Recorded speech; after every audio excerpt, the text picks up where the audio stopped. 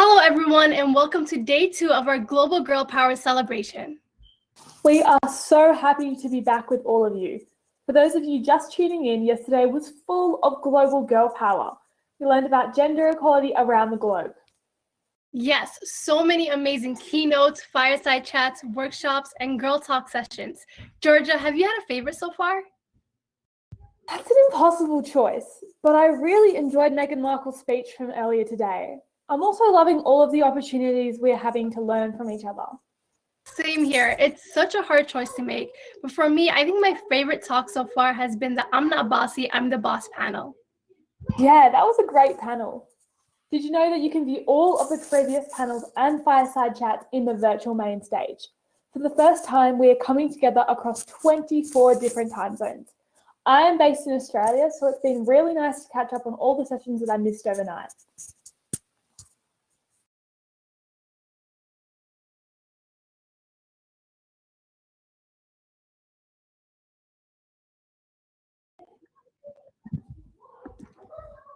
Great pro tip, Georgia. If anyone is looking for technical assistance, make sure you stop by the help desk where we can answer your questions. We want to say thank you to the 2020 Girl Up Leadership presenting sponsor P&G for their inspiring #WeSeeEqual program for gender equality. Thank you also goes out to our summit event sponsors, Always in Whisper, Booz Allen Hamilton, Gallagher, Noble Panthea, and Sadie B. A special thank you to Girl Up strategic partners, the Caterpillar Foundation, WWE, Anu Jane and Kylie Scholar for their ongoing transformational support of Girl Up. Your investments allow us to support our now even larger global community. We'd also like to acknowledge Girl Up's corporate partners, the Cotton On Foundation, the Millennium Challenge Corporation, the TE Foundation, Theory, the US Department of State Office of Global Partnerships, and the Girl Up Collection by Uni Design. Without your continued support, Girl Up would not be the force that is today. We have big plans for the future and can't wait for you to be a part of them. On a note of housekeeping, you should see an option for the summit to be interpreted in Spanish, Portuguese, and Mandarin Chinese in the video player, along with captions in Mandarin Chinese. If you need a caption in another language, there is a link to access those from the main stage agenda page. In my mind, one great characteristic of a strong leader is being resourceful and an excellent problem solver. Two people that know a thing or two about leadership are Storm Reid and Stephen Curry. Storm Reid is an actress, producer, and founder of Be Amazing. Steph Curry is an NBA All-Star, two-time NBA MVP, dad, founder of Eat, Learn, Play, and one of my favorite basketballers. Please help us give a warm welcome to Storm Reid and Stephen Curry. All right, Storm. I'm extremely excited to have this conversation. We know how extremely talented you are. Just the stage and platform that you have, that you've worked so hard to build, and I know you're just getting started of the impact that you're going to have, not just for yourself, but for many, many in the next generation. So I want to kind of, talk to you and maybe give us some good tidbits of advice. For me as a dad of two beautiful girls, but mostly for everybody who's watching this conversation to know they have the ability to own who they are, and to impact their communities around them, and based on just your experience, like, I'll start with, where do you find your strong sense of self? I think people who follow you on social media know that you love to have fun. I think you know what kind of personality you have, and you love to share that. But where does that strong sense of self come from? Because I don't think it comes naturally to a lot of people. Right. Well, thank you for all those kind words. I'll say that first. But also, I think my personality and my strong sense of self comes from my support system, and specifically my mom and my dad just instilling in me that, one, I could do anything that I put my mind to, and then two, that I was good enough to do anything that I wanted to do. And I know as young girls get older, that becomes hard. Society wants you to conform to certain things. So it does take a lot of self-realization and like sitting myself down and saying, Storm, you can do this and you are capable of achieving your dreams, and not only empowering yourself, but empowering young girls, like you said. But I think it really did start at home, and I'm so thankful for that, and thankful for the talks and the conversations and the constant communication that I have with my parents. No doubt. I know we're both blessed, obviously, with parents, like you said, that speak life and confidence into us. But for people, who may not have two parents living at home, or may have a different type of community that they really lean into, how would you describe the way that you nurture, your friendships and that support system? Because it takes work, right? In terms of, leaning into those relationships, being open, being vulnerable. How do you kind of pick those people outside of your family? And how do you nurture those friendships, obviously at your age? Yeah, I mean, they say it takes a village, right? And it Yeah. really has. So outside of my family, and I would say even outside of my loved ones and my friends, I think through what I do for a living, I guess I would say, I have cultivated relationships like Miss Ava, like Miss Oprah, like Miss Reese, like Miss Mindy, like my friends Yara Shahidi. Like, these are all people who like pour into me and empower me, and I try to do the same with them. So I really value their opinions and their advice, and I try to stay connected, whether we're talking about things that are going on in Hollywood, or we're just talking about real life, about how we feel, how things are going, just checking up on people. So it could just be a two-way street. I don't want anyone to feel like that I'm taking advice, or I'm taking all the stuff that they're pouring into me, but I'm also not reciprocating it, and I'm not grateful. So I hope that answers your question. I think just staying in constant communication with my peers as well, and my elders, that really helped me. No doubt. Kind of following up on that idea, right? I think there's a common expectation around perfection, and knowing that you're front and center on social media, and you have a huge, fan base and people that look to you for that inspiration. How do you balance that? I call most people, progress over perfection. Do you ever feel like the pressure to be perfect, to not show your flaws? Like, how do you address that, knowing that the world is kind of watching every move that you make? Yeah, I mean, thankfully, I don't feel the pressure of being perfect. I think that goes back to my parents, like saying, yes, you could do anything that you want to do, but you still have to practice and you'll never be perfect. I feel like they just kept it real with me, which I appreciate. But I do feel the pressure of being a role model. So I never want to make a mistake. I always want to choose the right like the projects that I choose to be a part of, or the collaborations I do, because I never want anyone, especially young girls, to look at me in the wrong light, because we do need inspiration in this time. I think in this day and age, we do need a lot of light and hope, and I want to be that for young girls. But also I not only tell them, like through my initiative, Be Amazing, but I also have to tell myself. Can you still see me? Yeah, we're all good. Okay. I also tell myself that I am perfectly imperfect, and I will never be perfect. And as long as I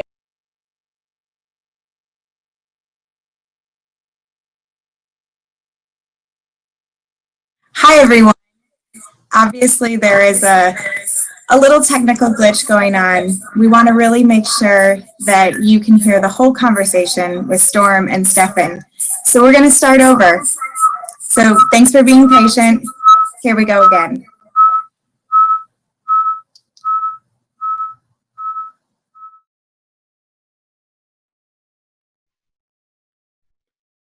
All right, Storm. I'm extremely excited to have this conversation.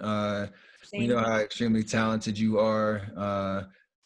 Just the stage and platform that you have, that you've worked so hard to build, and I know you're just getting started. Of the impact that you're going to have, not just for yourself, but for many in the next generation. So I want to kind of, talk to you and maybe give us some good tidbits of advice.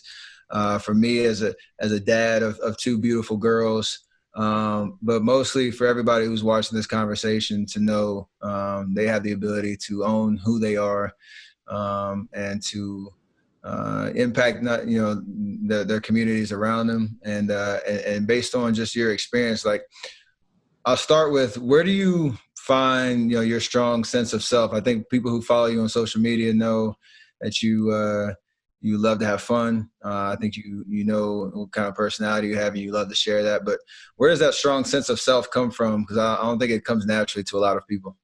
Right. Well, thank you for all those kind words. I'll say that first.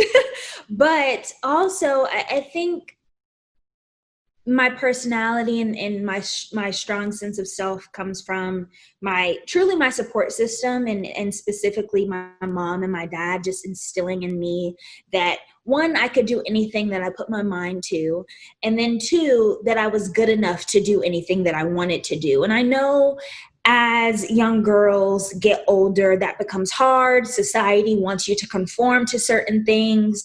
So it does take a lot of self-realization and like sitting myself down and saying, Storm, you can do this and you are capable of achieving your dreams, and not only empowering yourself, but empowering young girls, like you said. But I think it really did start at home, and I'm so thankful for that, and thankful for the talks and the conversations and the constant communication that I have with my parents. No doubt. I know we're both blessed, obviously, with parents, like you said, that speak life and confidence into us. But for people, who may not have two parents living at home, or may have a different type of community that they really lean into, how would you describe the way that you nurture, your friendships and that support system? Because it takes work, right, in terms of leaning into those relationships, being open, being vulnerable. How do you kind of pick those people outside of your family? And how do you nurture those friendships, obviously at your age? Yeah, I mean, they say it takes a village, right? And it really has. So outside of my family, and I would say even outside of my loved ones and my friends, I think through what I do for a living, I guess I would say, I have cultivated relationships like Miss Ava, like Miss Oprah, like Miss Reese, like Miss Mindy, like my friends Yara Shahidi. Like, these are all people who like pour into me and empower me, and I try to do the same with them. So I really value their opinions and their advice, and I try to stay connected, whether we're talking about things that are going on in Hollywood, or we're just talking about real life, about how we feel, how things are going, just checking up on people. So it could just be a two-way street. I don't want anyone to feel like that I'm taking advice, or I'm taking all the stuff that they're pouring into me, but I'm also not reciprocating it, and I'm not grateful. So I hope that answers your question. I think just staying in constant communication with my peers as well, and my elders, that really helped me. No doubt. Kind of following up on that idea, right? I think there's a common expectation around perfection, and knowing that you're front and center on social media, and you have a huge, fan base and people that look to you for that inspiration. How do you balance that? I call most people, progress over perfection. Do you ever feel like the pressure to be perfect, to not show your flaws? Like, how do you address that, knowing that the world is kind of watching every move that you make? Yeah, I mean, thankfully, I don't feel the pressure of being perfect. I think that goes back to my parents, like saying, yes, you could do anything that you want to do, but you still have to practice, and you'll never be perfect. I feel like they just kept it real with me, which I appreciate. But I do feel the pressure of being a role model. So I never want to make a mistake. I always want to choose the right the projects that I choose to be a part of, or the collaborations I do, because I never want anyone, especially young girls, to look at me in the wrong light, because we do need inspiration in this time. I think in this day and age, we do need a lot of light and hope, and I want to be that for young girls. But also I not only tell them like through my initiative be amazing, but I also have to tell myself. Can you still see me? Yeah, we're all good. Okay. I also tell myself that I am perfectly imperfect and I will never be perfect. And as long as I accept my flaws and incorporate that with all the good stuff that I have going on, then that's what makes me me. No doubt. You said, speaking like the pressure of being a role model, I know a lot of people, with platforms may feel like that. Do you ever feel like it's surreal in a sense of the impact that you can have, or do you feel like you're doing anything like out of the ordinary with how you live your life? Because I know that can kind of be overwhelming at times, how people may react to something that you say, how it may change their life. And I know some of it could double down and continue to inspire you to keep doing what you're doing. But do you ever feel like it's surreal, or like that you're in this position? How do you handle that? Yeah, I mean, it is surreal. I think it switched for me when A Wrinkle in Time came out, and just tons of young girls were either like commenting on my social media, DMing me, or even coming up to me in public saying, thank you for allowing me to see myself save the world. And that's when the switch went off. I was like, okay, my career is bigger than myself, which is a little scary to think about. But it is surreal, but I love it, and it's a blessing. And that's why I strive to just be a part of good things and choose projects very carefully, because I know that there are young people watching, and they do look to me for inspiration. And I know how that feels, because I look to people for inspiration, like Zendaya. I basically have bowed down to her for a very long time. But she's been very selective, and she tries not to say the wrong things, and she tries not to do the wrong things, but she's also a young woman growing up, so she's not going to be perfect.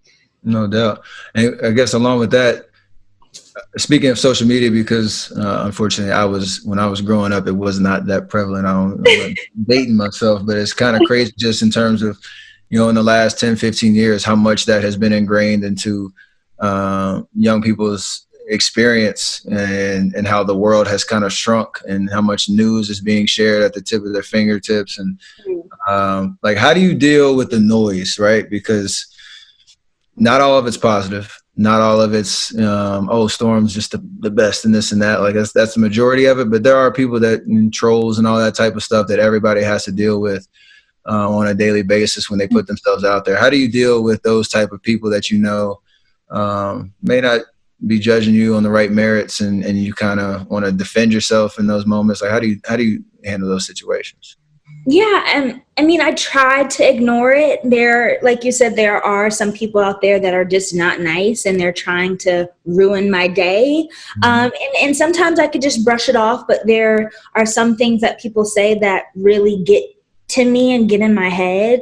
But that's when I have to go back to my self-love and my confidence, not even the advice that my parents have given me, just the work that I have done to try to be a great person. And I think that also intersects with my faith, which my parents instilled in me. But just know, like, I try to tell myself, you're doing something that is amazing. You're trying to be impactful. You're living out your dreams. So whoever this person is who's saying these mean things, maybe they have something going on. Maybe they're not doing what they want to do in life. I'm going to pray for you, but I'm also not about to go back and forth with you, because I'm good over here. I'm great. Absolutely. Yeah. And as we know the impact that Kobe's passing had, and how much that #girl dad became, such a viral thing, and people really stepping into that role and understanding the importance as a father, that interaction and relationship you have with your daughter can set her off to do amazing things, like you just said. What advice, would you have for, I know my girls are probably going to be watching this.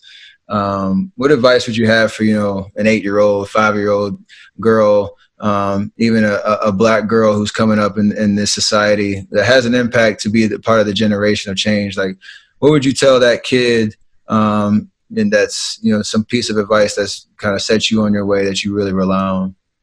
Yeah, I would say just be unapologetically yourself.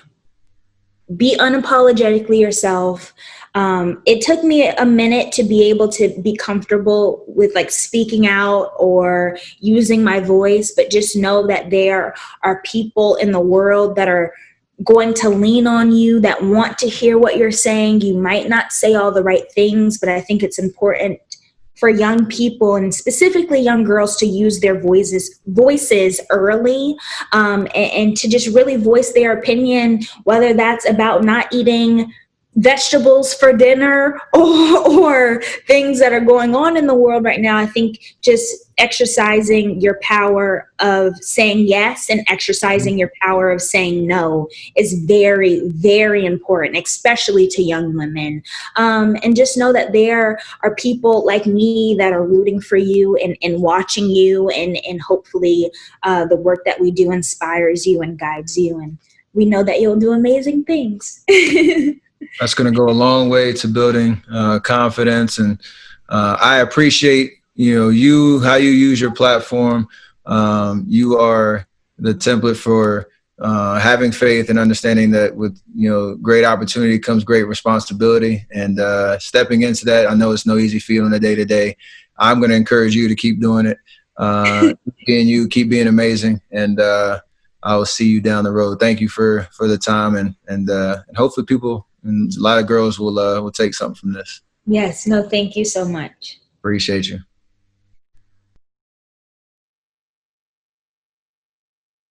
Thank you all for your patience. What a powerful conversation on owning who you are and what an ally Stefan is. You can check out more from Storm and the power of telling your stories in the on-demand section. We've uploaded additional conversations on these important topics. We are now honored to be joined by another youth voice we look up to, actress and advocate Yara Shahidi. Hi all, it's Yara, and I just wanted to start by saying how fortunate I feel to be a very small part of the ever-expansive Girl Up network.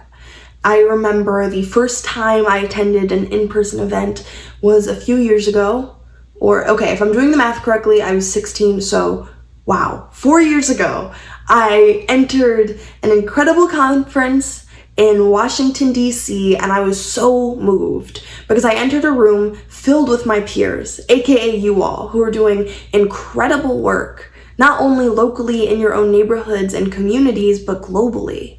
And for lack of a better term, it really felt like coming home, because I've always been raised to understand the importance of not only looking at the people around you and helping the people around you, but also placing ourselves as a part of a large global family in which we care just as deeply about the people that we may not even come into contact every day, because our livelihoods, our freedoms are inextricably intertwined.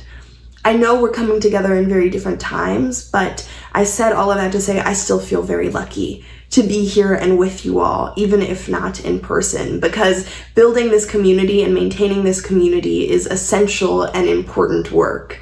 So I wanted to take a second to, one, acknowledge the crazy times we're living in. I know other people have, but it's pretty surreal to be coming of age in a time in which we are dealing with the ever-present fight for racial justice amidst a pandemic, while we are reworking what academic institutions should look like, reworking what we need to be doing for environmental justice, caring about our immigrant families and friends, and figuring out ways to support them so that they have the right to call these places our homes. We're thinking about our friends globally who are all engaging in a fight for freedom. And it can all feel very overwhelming. If I'm being completely honest, I wake up extremely overwhelmed, figuring out, or trying to figure out at least, what's my role in this all? You know, I wake up and I'm like, what's the biggest thing I can do? What's the most impactful thing I can do? But I realize that by asking myself that question, oftentimes I end up not coming to an answer because that's not the right question. It's easy to focus on intended impact, especially in a world in which we can quantify all of our change. If I go to Instagram, I can see exactly who liked, commented, and shared my message. But that's not how the world works. Of course, we need people on those platforms, but it should also be inspiring to know that it's not about what the perceived largest thing is that you can do, but what's the thing that you can do that only you can do. And that sounds just as vague, I know, but when I think of the words of Maya Angelou, because as a total history nerd, I find it helpful to turn to the past to understand our present and where we're going in our future, I think of an interview she gave in which an interviewer asked, "What would you tell your daughter who's inheriting this world, this really crazy world?" And given this is an interview that happened decades ago, but it still rings so true, I'm going to paraphrase very loosely. She said, "I would tell her that you may encounter many defeats, but you must never be defeated. It may be necessary for you to go through defeats to get over." And I would tell her to laugh a lot. And those couple words really hit me the first time I had heard them, because they reminded me not only is defeat something that we must rebrand completely, because there's no such thing as being defeated. Oftentimes, I feel as though our perceived defeats have actually been our greatest catalysts for action. The times in which we come together the most, come together the strongest. But also those words in which she says, I would tell her to laugh a lot. It was something that I hadn't considered prior, about just how revolutionary our joy is. And so when I think of, in this time in which we are all trying to figure out what we can do right now, that the best way to identify how we can be of service to our world is first identifying what our personal passions are. And oftentimes, our passions are the perfect entry points to being socially engaged. It is the perfect entry point because you end up finding something that not only brings you joy, that brings you a level of happiness that can help push you through these hard times, but you also find something that is so individual to you that you do the work that no one else can. Because we're not meant to be doing the same thing, since that would be redundant. I again turn to the past when I think of the quote from the great James Baldwin in The Fire Next Time, in which he says, "Do you really want to be integrated into a burning house?" And those words can feel daunting. The idea to think of our world as a house that's burning can be a lot, but I actually turn to this as a source of inspiration, because it goes exactly to what Maya Angelou has said, that it may be necessary to encounter many defeats, and that it's important to laugh a lot, because once we are in this place of finding our intersections of passion and social responsibility, we are then tasked with rebuilding a new house. But we get to rebuild it with tools that have never been given to us before. We are crafting tools of access and intersectionality. We are crafting tools that ensure that inclusivity is the foundation of everything we build. We are crafting tools that have never been given to generations prior, but they have worked on for so long. So we are not only inheriting the tools of past generations, but we are working on them and evolving them to make sense for our ever-changing world. Tools in which we're no longer just talking about equality. Of course we are, but that's not it. We're also talking about equity. We're also talking about the complete reconstructive act of justice.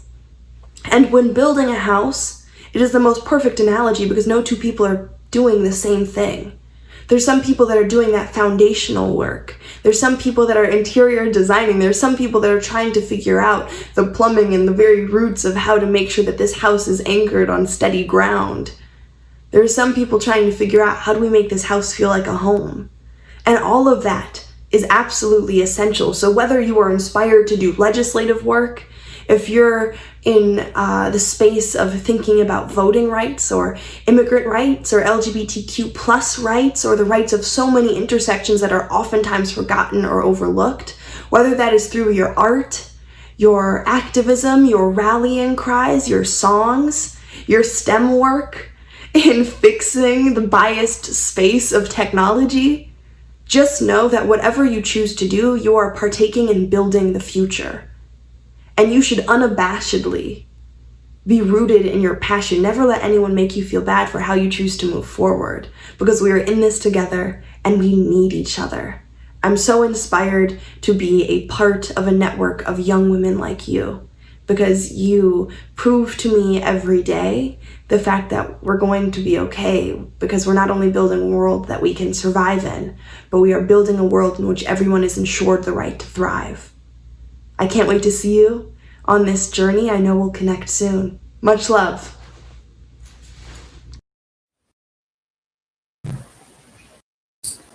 What a powerful message from Yara on using your voice. And one of the best ways to do that is through voting and civic engagement. We are excited to dive deeper into this for our upcoming Civic Engagement Challenge to encourage clubs to get out the vote in their communities. Next, we have Anu Jane and Kylie Schuyler, joined by Lisa Napa to introduce a very exciting announcement from Girl Up.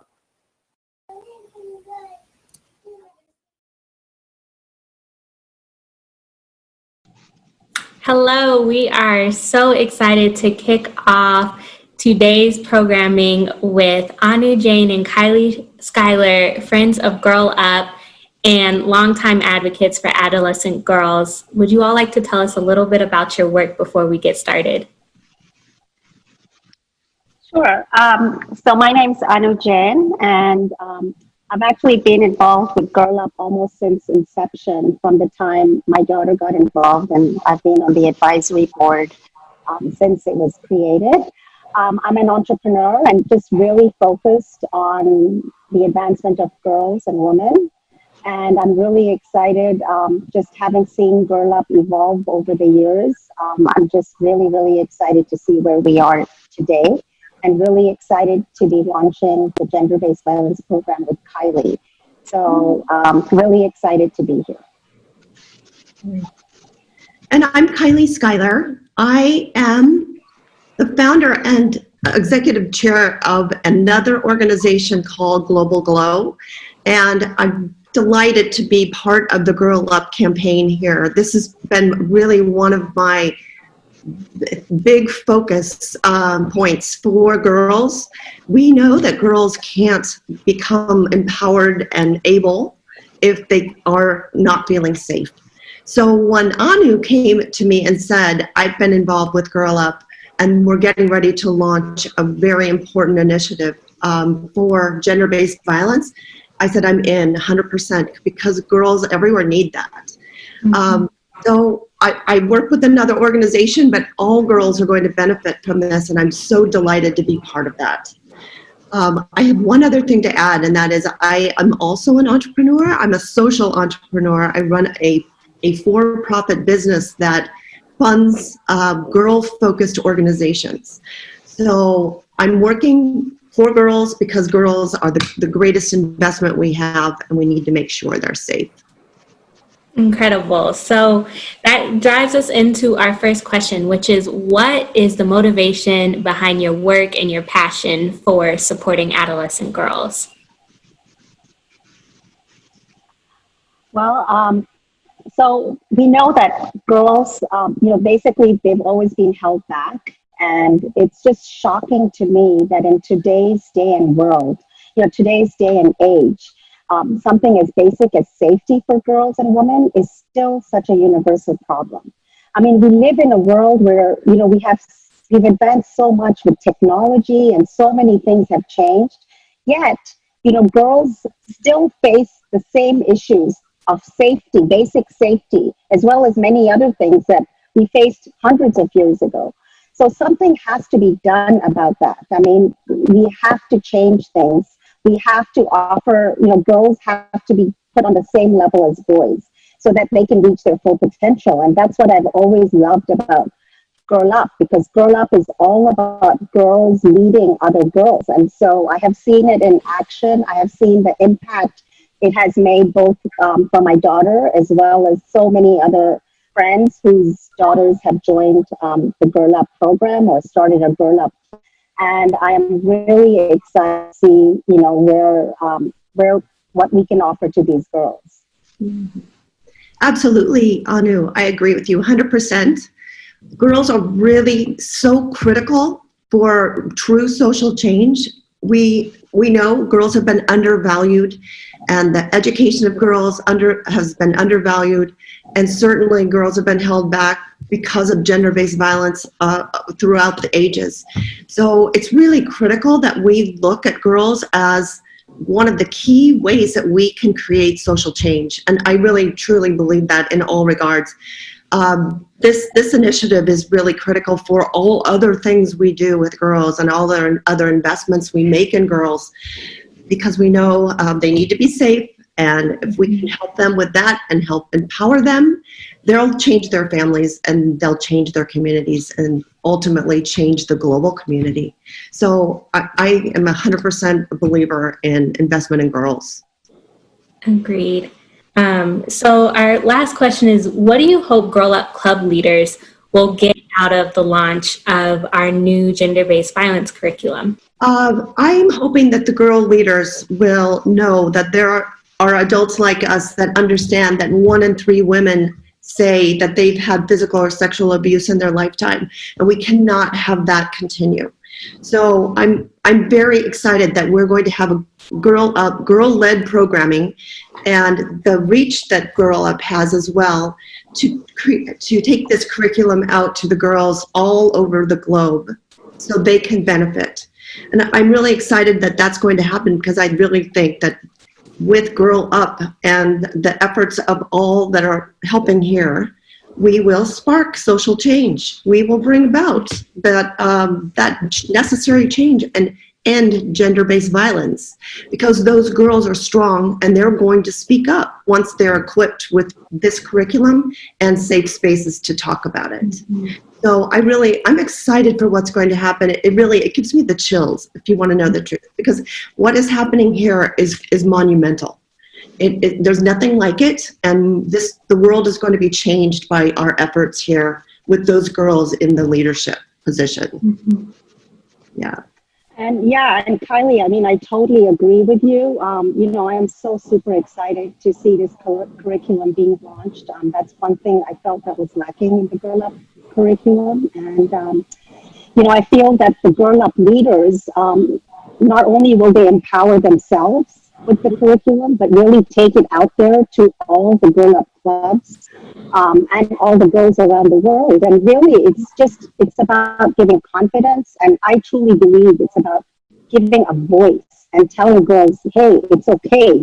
Say, do what you need to, say what you need to. Don't be scared, because even there are, villages, whether around in India, Africa, wherever, girls are even scared to speak up to whether it's to their parents or to their brothers and say, no, I'm not okay with this. Don't do this to me. I don't want it.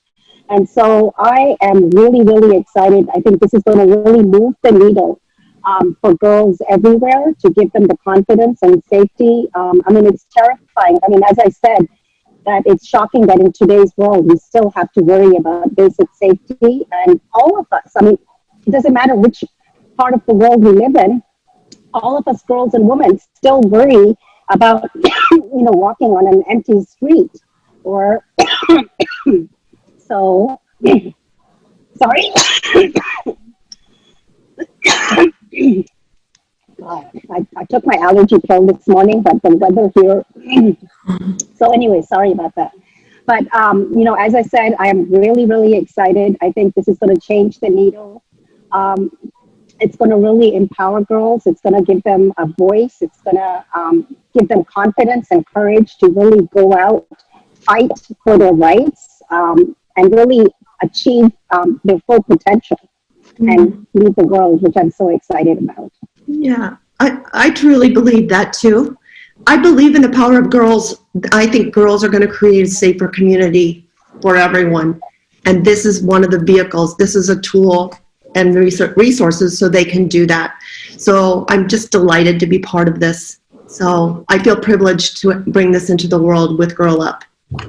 Well, thank you. We feel privileged to have such incredible partners and friends of Girl Up who are committing so much time and energy into making sure that girls are supported in their efforts to combat gender-based violence in their community. And we are, as we said, we're so excited to launch our gender-based violence curriculum coming this fall. And it is certainly going to be one of the ways that you can take action with Girl Up. I am so excited for this new curriculum. We can't wait to take action with Girl Up against gender-based violence. It is so important. And now it is my honor to introduce to you Barbara Aranda, Girl Up Regional Manager of Latin America and Caribbean. There is a list of the 25 countries with the highest rates of femicides per 100,000 inhabitants.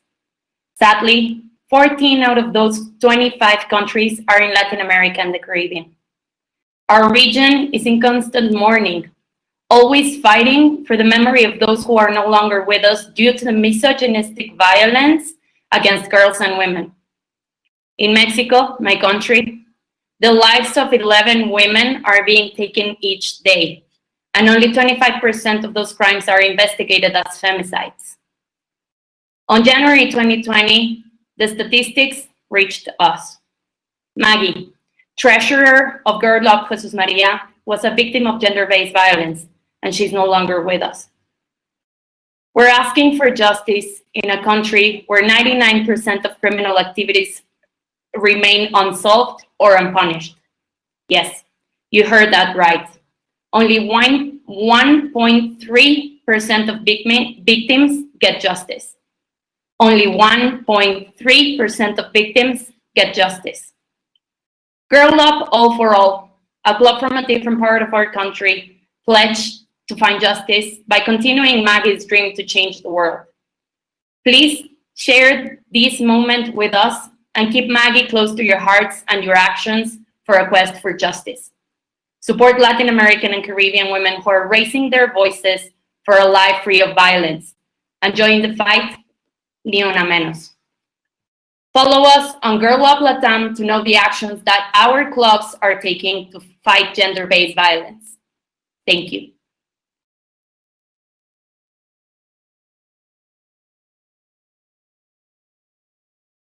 Maggie, no te conocí, pero sé que querías cambiar el mundo. Maggie, no te conocí, pero sé que eras una niña llena de alegría. Maggie, no te conocí, pero sé que tenías mucho por vivir. Maggie, no te conocí, pero sé que estabas llena de ilusiones y de sueños. Hoy, toda la comunidad de Girl Up, América Latina y el Caribe y muchos más, nos levantamos para exigir justicia. Tú nos tocaste el corazón al conocer tu historia. Te tocaron a ti y nos tocaron a todos. Hoy este grito es por ti, para exigir justicia y para rendirte homenaje. Eras una adolescente como nosotras. Eras una persona joven que tenía mucho por delante. Y es por eso que nosotras nos solidarizamos con tu familia, amigues y conocidos. Cuentan con nuestro apoyo y el de la comunidad. No imaginamos el hueco que dejaste, pero sí te aseguramos que los corazones que llegaste a tocar fueron mucho más de los que te imaginabas. Tú, como muchos otros, tenías fe en cambiar el mundo, en buscar equidad e igualdad para todas y todes. Y lamentamos decirte que como sociedad te fallamos y debimos evitar que todo esto pasara. Te garantizamos que completaremos tu misión. Cambiaremos al mundo. Algún día no muy lejano encontraremos esa igualdad y esa equidad en la que tú confiabas. Confía en nosotros. Todos te llevaremos en nuestro corazón y te recordaremos como la niña alegre que eres. México, Latinoamérica y todo aquel que esté presente, necesitamos tu ayuda. Para exigir justicia, nos ayudarías firmando la petición de change.org. La familia de Maggie ha vivido el proceso de buscar justicia para su hija durante 6 meses y por eso, como Girl Up Latinoamérica, queremos ayudar con una recaudación de fondos para minorar la gran carga que están llevando. Sería de mucha ayuda que aportaras, no importa cuánto. El granito de arena que pongas ayudará a la familia de Maggie. La recaudación de fondos será en donadora.org. Ni una menos. Duerme tranquila, niña inocente. Tus sueños, dulce y sonriente, Lo haremos nosotros. La culpa no era tuya.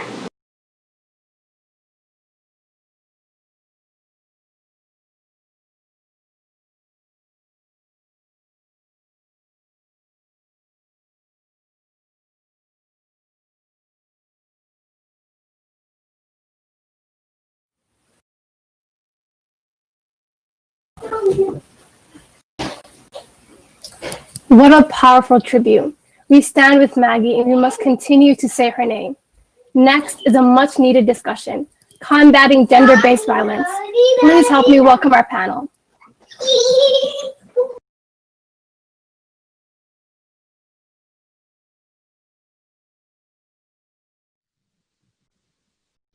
Hi, everyone. Hopefully you're having a great summit. I already know you are. So today we're just going to segue into a panel about gender-based violence and how we as Girl Up advocates can combat that in our everyday communities. So first, I'll introduce myself. I am a Girl Up TA from the 2019 and 2020 class, and I'm located in the southern region of the US, so in South Carolina. So today we're just going to dive right into the panel. So one of the first questions, and I initially want everyone to respond to explain their line of work with this issue, is how do you define gender-based violence? And what is the difference between gender-based violence and just regular violence? And I would love everyone to answer on the panel.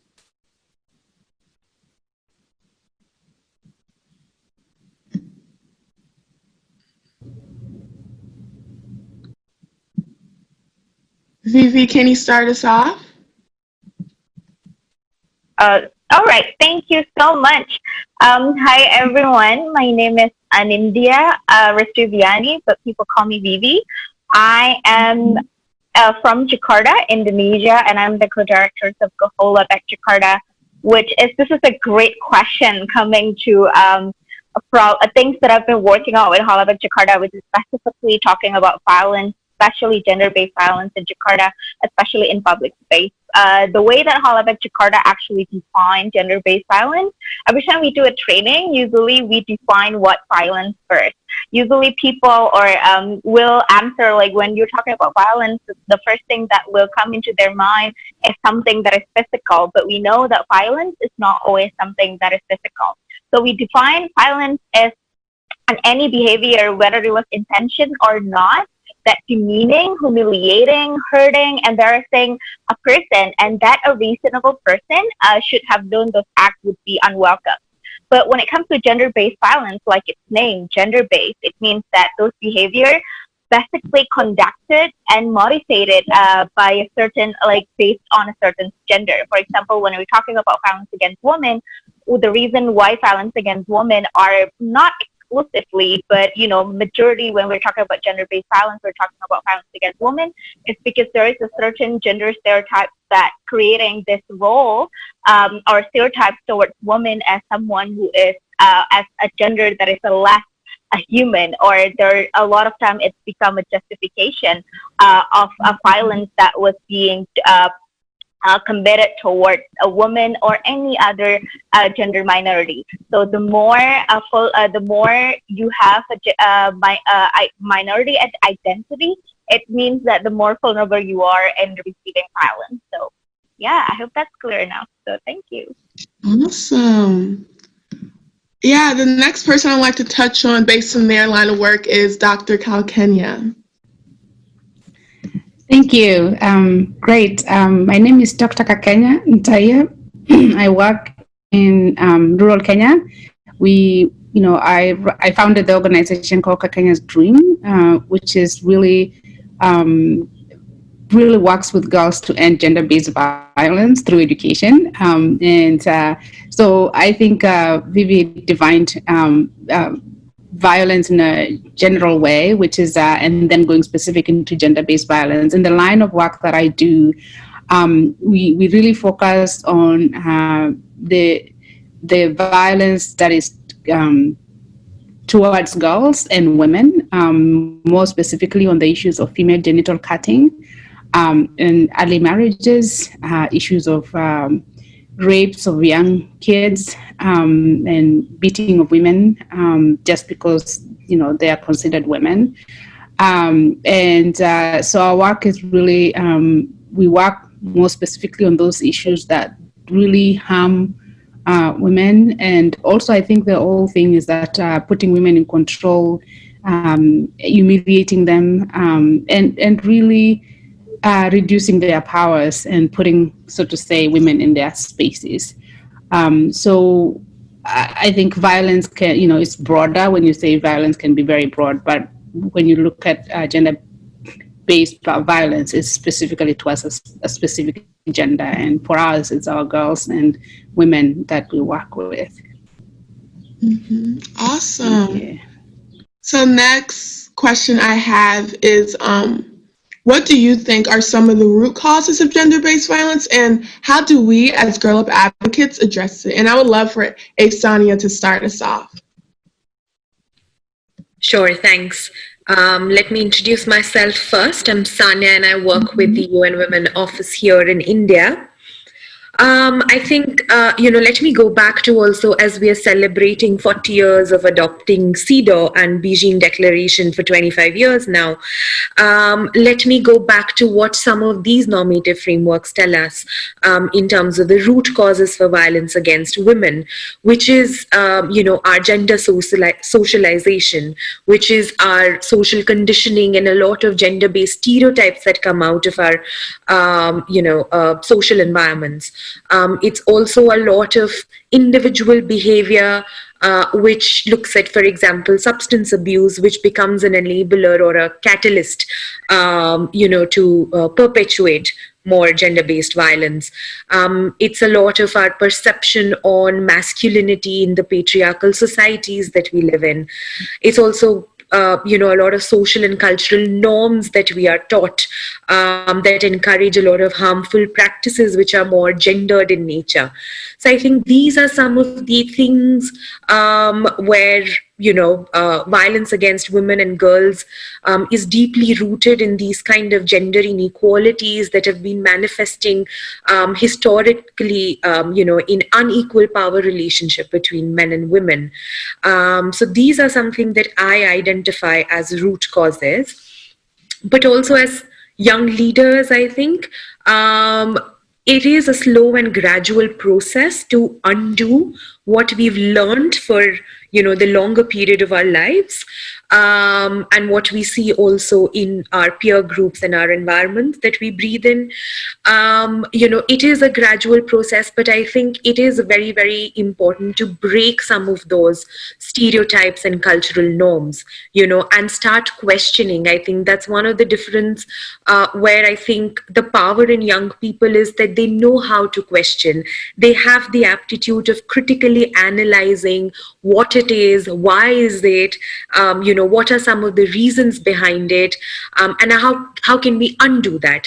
So I think for us, the first step could be to look at it critically and question, and then find easier ways to address some of those things as we move to next levels of some of the harder challenges that we have to face.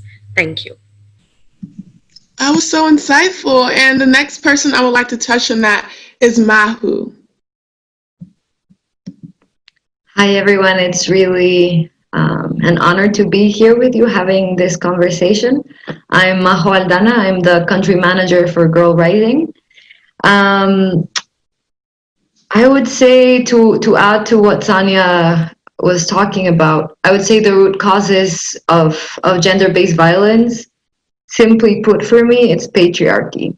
It's a system that wants to oppress everyone that is not white, a man, heterosexual, and so everyone that's different, that doesn't look like a colonizer, basically, in our history of the world, is seen as less human. And in this case, I think young people, I agree with Sanya, have an ability, a special ability to question things. And one of the best things young people can do is breaking the silence, is being able to identify what violence is, what gender-based violence is, and being able to speak about it and name it and identify it. And just by breaking the silence, there's a lot going on already. There's a lot of movement. So I would say that would be the first thing to do, break the silence. And so Girl Up is currently working on a gender-based violence curriculum as we speak right now. So I wanted to start off with Dr. Calkenya. What do you think will be the most impactful on preventing gender-based violence, or what avenue that we as girls can use, or gender equality advocates? So I think for me, what has worked in our work, it's one, to be really patient, because when we enter into this work, most of the time we want to see change right away. But as we have talked about today, GBV is deeply entrenched into different cultures, communities. It is deep, and really going into it, you have to be patient, and persistent. I think the biggest thing also is to persist, because sometimes we see, and programs that start in, it's a 2-year program, it's a 3-year program, and those don't really solve, because then what happens after 3 years? You step out and you go. And I think we need to be persistent. We need to stay there. And then we need to really look in collaboration. To be effective and to really end GBVs, we have to work with the boys. We have to work with the men. And I can tell you from the work that we do, yes, we do the social changing of mindset, because that's why we take the girls at 8 years old, when the society is telling her that now you're becoming a woman, you need to start behaving this way, and we unleash her and tell her, you have dreams, you're a girl, you can be whatever you want. So we really start changing the mindset. But without the boys on that, so you have to bring in the boys to talk about gender-based violence, especially when we talk about FGM. And in our program, our girls don't go through FGM, so they have to be married someday, and we assume that we want the boys to accept them the way they are. And you have to realize that at the root of all is the patriarchal system. And so bringing in the elders, so you really have to collaborate. I think that's the biggest thing. And then let's really drive our passion into sustaining the movement. Let's not just come up and go. We have to have the movement that goes on for the long haul. It's not going to end overnight. And that's why we have to go. So I would say persistent, patient, collaboration, and never fear. Change will happen little by little. I would like Vivi to also answer the same question, to kind of see how Girl Up advocates, girls, and gender equality advocates can kind of make the most impact on GBV. It's I think like one of the first things that you need to do, as it basically is also reflections towards what I have been doing as someone who works on gender-based violence. One of the things that I always remind myself all the time is, of course, to keep educating yourself. Like that's basically like the main thing that you need to do. Educate yourself all the time about what is gender-based violence, what are the types of gender-based violence, and like all of those things that basically kind of like, surrounding the issue itself. And sometimes a lot of people only see this issue as like a standalone issue, but when you talk about gender-based violence, whether you like it or not, you're going to talk about feminism. Whether you like it or not, you're going to talk about the other issue that basically intersect with the gender-based violence itself. Like, for example, like me right now working with Hollywood Jakarta, working with Jakarta Feminists, we are currently advocating on the ratifications of the draft bill of elimination of sexual violence in Indonesia. And at the beginning, we always think like there's only like this one group of community, but apparently like it affects a lot of other issues as well, like labor issue, environment issue, and stuff like that. So these are things that we need to do at first. Like we need to educate ourselves all the time. Like it's never, there will no end in education, educating ourselves. At the process of educating ourselves, there's no end to it. And then I think second of all is that we need to keep listening to experience of other people and respecting this experience. One of the things that I always encounter all the time is that a lot of people sometimes, even though you are also like a fellow woman, and some also a victim or survivor of sexual violence, for example, there's like always like this comparison, like, oh no, it didn't happen to me, so they think like it didn't happen to other people, but that's not the case. The case is like things that not happening to you, it doesn't mean that it will not happen to other people. So I felt like listening to others' experience and respecting that and kind of believing in that is something that is very essential for, like this, for the girl advocates to start with. And third of all, of course, like amplifying those voices, but in a way that we should never kind of, claiming a stage that is not supposed to be ours. So like I felt like amplifying the voices of the people that are unable to kind of like speaking up. I think it's one of the things that kind of like helping girl advocate to, voicing the issue itself. Like, for example, like with Holabek Jakarta, we do have a website where people can share their story, their experience of being sexually harassed. Because as simple as one of the reasons why we built this website is to amplify those voices that for a very long time, just talking about your experience being groped is your fault. Like people will ask you questions, what were you wearing? What were you, why did you went out by yourself at night and stuff like that. So it's always victim blaming, and victim blaming. That's why we created the safe space. And there are other stuff that you can do, like volunteering to this, to the movement and for stuff like that. So those are things that basically a girl advocate can do. And there are many other stuff that, for example, like things that we do. We created a survey on sexual harassment in public space because we see Indonesia do not have data on sexual harassment in public space. So we provide those data. So like those are things that a lot of people can do, not just girl advocate, but any other woman or any other girls who has the opportunity and also has the platform to do that. Those are things that they can do. So yeah, thanks. Thank you so much for that. And Dr. Calkenya kind of touched on the idea of creating a movement with everybody involved. And, gender-based violence has the largest impact on women and LGBTQIA people who do not fit into a societal defined gender role. So I wanted to ask Mayhu, what do you see as the role of men in combating gender-based violence? Well, for one, recognizing in themselves the possibility of difference. Like not buying into the concept that boys will be boys, men are men, and that's how they're gonna be. Like how do you define yourself as a man or as a boy? How do you want to be remembered in your space, in your little bit of history that you're sharing with the rest of humanity?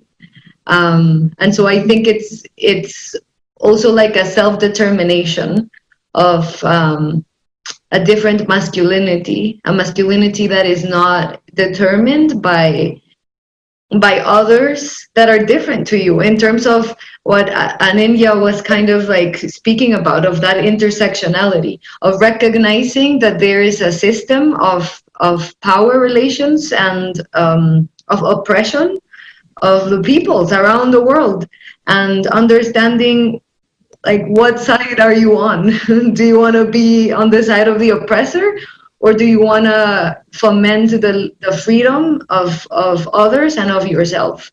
And so I think men and boys can play a key role in unlearning the patterns of violence and masculine behavior that they should be, carrying out every day.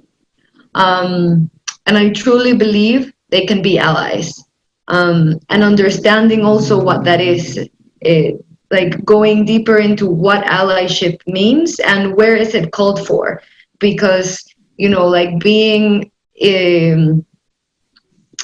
with us on a street when it's Women's Day on like there's marches around the world, that's great. It's okay, but it's not enough. Like, how else do you want to be an ally and a companion, not only as a possible future partner or parent, but also as just a human being? What side of history do boys and men want to be on? Thank you so much. And I also want Asania to kind of touch her perspective on what boys and men can how can they be allies in the movement to combat gender-based violence? Thank you. I think it's very interesting because I wouldn't say that men and boys are allies, but they would be equally a part of, making gender equality a culturally irresistible thing. While we talk about women and girls being half of the world, it actually has to talk to both the halves, in order to make gender equality a reality for everyone. So in that sense, they're not just allies, but they're also equal participants. They're equal, audience that we need to invest in. We probably need to also listen to them equally as much as to women and girls, to understand, how do some of the root causes that we've talked about, how do you change that? How do you unlearn all of these things? So I think there has to be an equal investment in them. One has to listen to them equally. One also has to recognize the kind of differences, that each of the gender identity carries, and how do you level them at the same platform. Very, very important, therefore, to engage with men and boys, to harbor those respectful relationships between different gender identities. I think that's the primary role, for us to engage with men and boys. In terms of breaking stereotypes, in terms of creating respectful relationships within a family, within a society, and then multiplying the units. That's how we should be engaging with them. Yeah.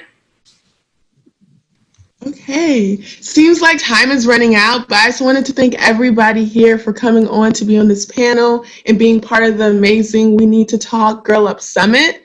I really love all the work you guys are doing, and I'm really excited to see the future and how all of us could finally combat gender-based violence in our communities.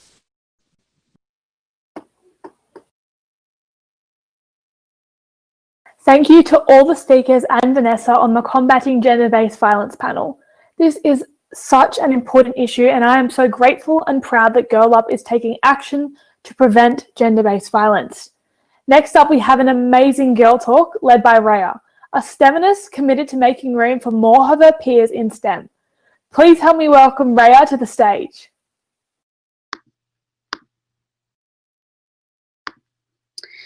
As I entered my computer science class on the first day of school, I asked myself, was I entering the boys' club? In a class filled with 25 boys and 4 girls, including me, I felt out of place and somewhat singled out. I remember the principal coming in one day and shaking her head with disappointment, seeing the ratio of girls to boys in my class. The gender disparity in STEM fields did not only exist in my classroom, but in the real world as well. I would wonder how the work environment would look like when I would turn older. Men dominating the field of computer science and exhibiting it as a boys' club inculcated an unwelcoming environment for women. Who would want to work with people who do not believe you are capable enough, or that your success should be attributed to an external factor rather than your own skills? According to the National Collaborative Girls Project, around 25% of women make up the total workforce in science and engineering. During my computer science class, my teacher would ask questions and did not require anyone to raise their hands. Anyone could speak up whenever they wanted to. The groups of boys sitting around me would always shout out what they believed was the answer to any of the questions my teacher asked, not caring whether they were right or wrong. They did not seem to be anxious about saying something incorrect. The girls, including me, would quietly sit thinking about the answer in her head and questioning whether to raise their hand and take the risk of getting the answer wrong. What a frightful situation. Most of the time, we would get the answer right in our head anyways. I have come to realize that along with many girls, I tended to underestimate my skills and knowledge. Guys in my class would always boast after taking a test, claiming they know they aced it, even if that was not always the case. Girls, including me in the class, would shake our heads and brace ourselves for all the possible incorrect answers we might have gotten on the test. The visual image of every boy in that class playing video games and programming in their free time at home irked and intimidated me every time I stepped foot in the class. I thought I was not experienced and knowledgeable enough. However, I worked hard to ease that anxiety by spending my own time practicing and revising what my teacher had taught us. I wanted to be on top of the topics she taught us and not be afraid of getting the question wrong or feeling out of place in class. I started talking to other boys and girls in class and working with them as as well, which made me comfortable over time. I realized that I was not the only one spending time outside of class practicing and studying. Others were as well. I was not unintelligent or unsuitable for computer science. My perspective in the beginning of the year was the only thing that handicapped me. I needed to believe in myself and be okay with the possibility of not always being correct. If we do not believe in ourselves, who will? It is crucial to realize that we are all capable and worthy of doing anything we want. Nothing biologically different between girls and boys makes girls less capable of doing anything boys do. However, the differences in how girls and boys are brought up majorly impacts their interests and personality. Girls grow up encouraged to play with dolls and keep themselves neat and tidy. Meanwhile, boys are encouraged to play with video games and not worry about getting dirty in the playground. If Legos and video games are introduced to boys early on, their interest in STEM fields is bound to develop at an earlier age. By the time girls and boys reach high school, there is a social bias that portrays certain fields as feminine and certain fields as masculine. These stereotypes affect women's motivation in taking part in STEM fields. For example, in 2015, a software company, OneLogic, launched a recruitment and marketing campaign that featured a female engineer who many thought to be attractive. It received major criticism and backlash from the public, and many people, especially males, complained that is not how a female engineer would look like. Fortunately, the result of this was a social media campaign with the hashtag "I look like an engineer" in order to raise awareness about the issue. These stereotypes need to be broken so there is less of a social and mental impact on women interested in STEM fields. Personally, I learned the names Bill Gates and Mark Zuckerberg before learning the names Ada Lovelace and Katherine Johnson. Ada Lovelace was an English mathematician and known as the first computer programmer for writing an algorithm for a computing machine in the mid-1800s. Katherine Johnson was an American mathematician whose calculations of orbital mechanics as a NASA employee emanated success of the first U.S. crewed space flights. Despite these female pioneers of programming, there is a lack of female role models in the real and present world, which again is a source of discouragement for many females. The bottom line is that women are underrepresented in STEM jobs and STEM undergraduate degrees, and this simply needs to change. To do this, confidence, bravery, and faith in oneself is undoubtedly vital. It is crucial to host more inclusive events to engage young girls and women around the world in STEM fields through hackathons, workshops, conferences, or speaker events, hosting women already in the STEM field to inspire others. In conclusion, innovations in STEM fields are bound to change and advance with female perspectives. Thank you so much, everyone. This is not new. This has happened before. In every downturn and disaster in history, gender equality has been set back as women have stepped forward. Women always bear a heavy cost. More of the frontline care. More of the pay cuts. More of the jobs lost. More of the responsibilities at home. Keeping them from going back to paid work. These times are not unprecedented, but they give us another chance for equality. If we all choose to step forward as equals. Care equal. Hire equal. Pay equal. Model equal. Do equal. Choose equal. At home. At work. Right now. For an equal future.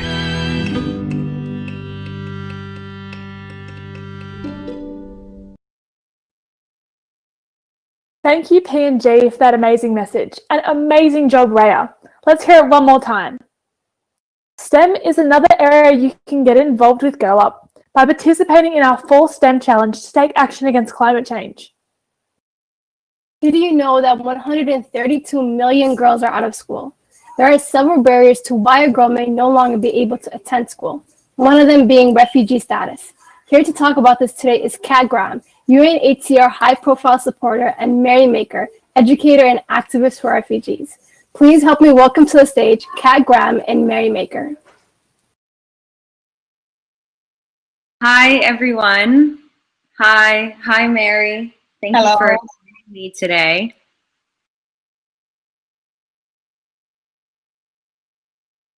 I'm really honored to speak with you. We speak a lot to different people regarding how important education is and access to education for refugee girls and some of the issues that they might come across getting that education.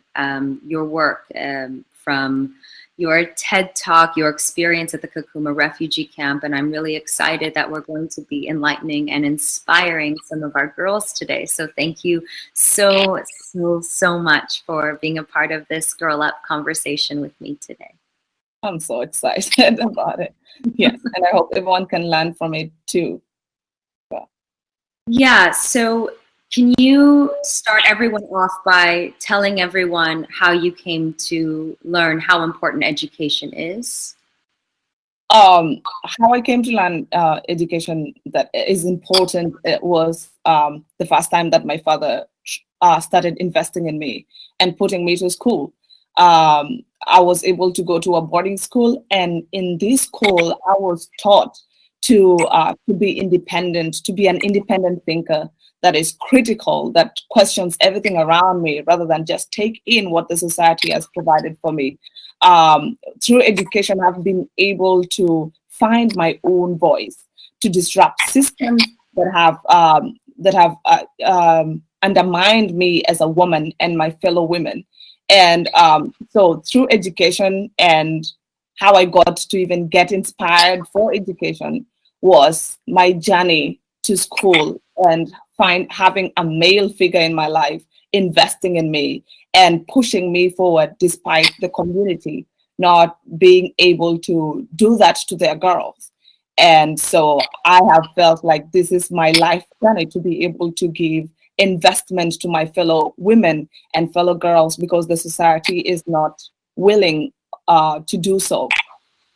Right, and then you ended up as a teacher in Kakuma camp, but you are also a former refugee. So can you enlighten our audience about your story a little bit more and how you came to the Kakuma camp?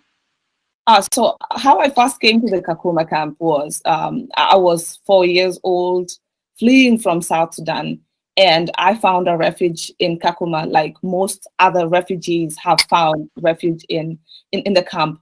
And later on, my father was able to come to the camp and took me to a school in Nakuru, which is a different part of the camp, not a different part of the camp, but rather a different section of the country, that is Kenya.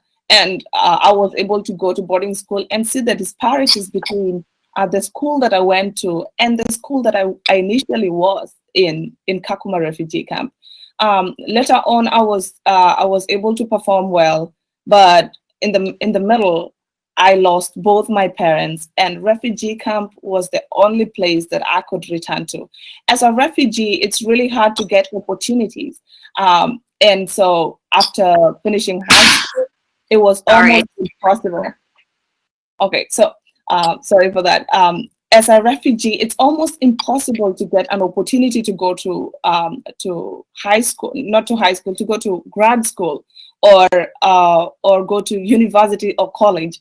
It's almost an impossible deal. So what happened was, after I finished my high school for the second time in 2016, I went back to the camp to give back, because that was the only thing I could do. As I tried to seek opportunities, the only thing that gave me joy was to become a teacher. And I saw students hungry for opportunities, students that have overcome so much obstacle and still go to school on a day-to-day basis, young mothers that are still having their kids back home, but they still choose to come to school every day. Students that are in a child-headed family, but they come to school despite that obstacle. Students that don't have anyone literally in their life, but they totally depend on this new system, the education system. And every time they come to school, they are hungry for something new, to find peace, because they are children of war. And every time they come to this space, they find a new joy in themselves. They're able to interact with students from different countries. And in the middle of doing this, they're getting healed. They're turning their wounds into scars. And that makes it beautiful. And that inspired me to become a teacher, to give what I can, despite the little resources that I had. I only taught a few subjects that I was good at, because I couldn't teach math. So It'd be so inspiring because, like you said, it's a very, very, very, very small percentage, and maybe you know the exact percentage of refugees that are able to get resettled and go to a university. Do you know the exact number? I'm not sure. It's very, very small. So only 1% of refugees are able to make it to universities. And just so everyone has some sort of idea, at the Kakuma camp, we're talking about, just in Kakuma, there's what, about 200,000 refugees? 200,000 refugees. Right, so 1% of those will have the opportunity. So education for a refugee doesn't just mean knowledge, it means freedom too. It represents freedom. It represents finding a way to either use that tool in that new country or to be able to go back to the country that they've had to flee from and help rebuild it, because a lot of these countries are in need of new leaders, new leadership, new education, new systems to help rebuild their lives. So do you have one student that you remember or anything about teaching them, or any young girl that you, and it could just be an experience that you had as a student that made you feel like, wow, I'm doing the right thing? I can talk about them as a whole because they all shared something similar, fleeing from war or coming from backgrounds that they have been discriminated. And so every time I went to school, I just saw that hunger in their eyes, and they saw me as a role model.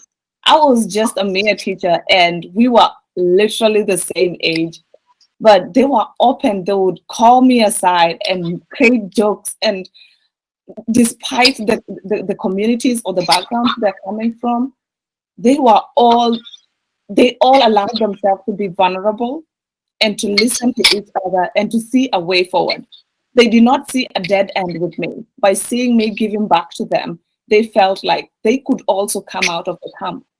And so I can talk about them as a whole, the fact that they were resilient despite the obstacles that they're facing, despite being young mothers, despite being girls that are being pressured to get married, to be able to come out of poverty.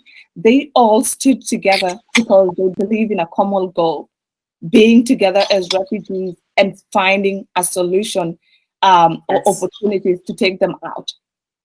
And it takes a lot of courage for a lot of refugee girls to get an education. Sometimes they're going against what maybe their family culturally has been doing or what they have been teaching for generations.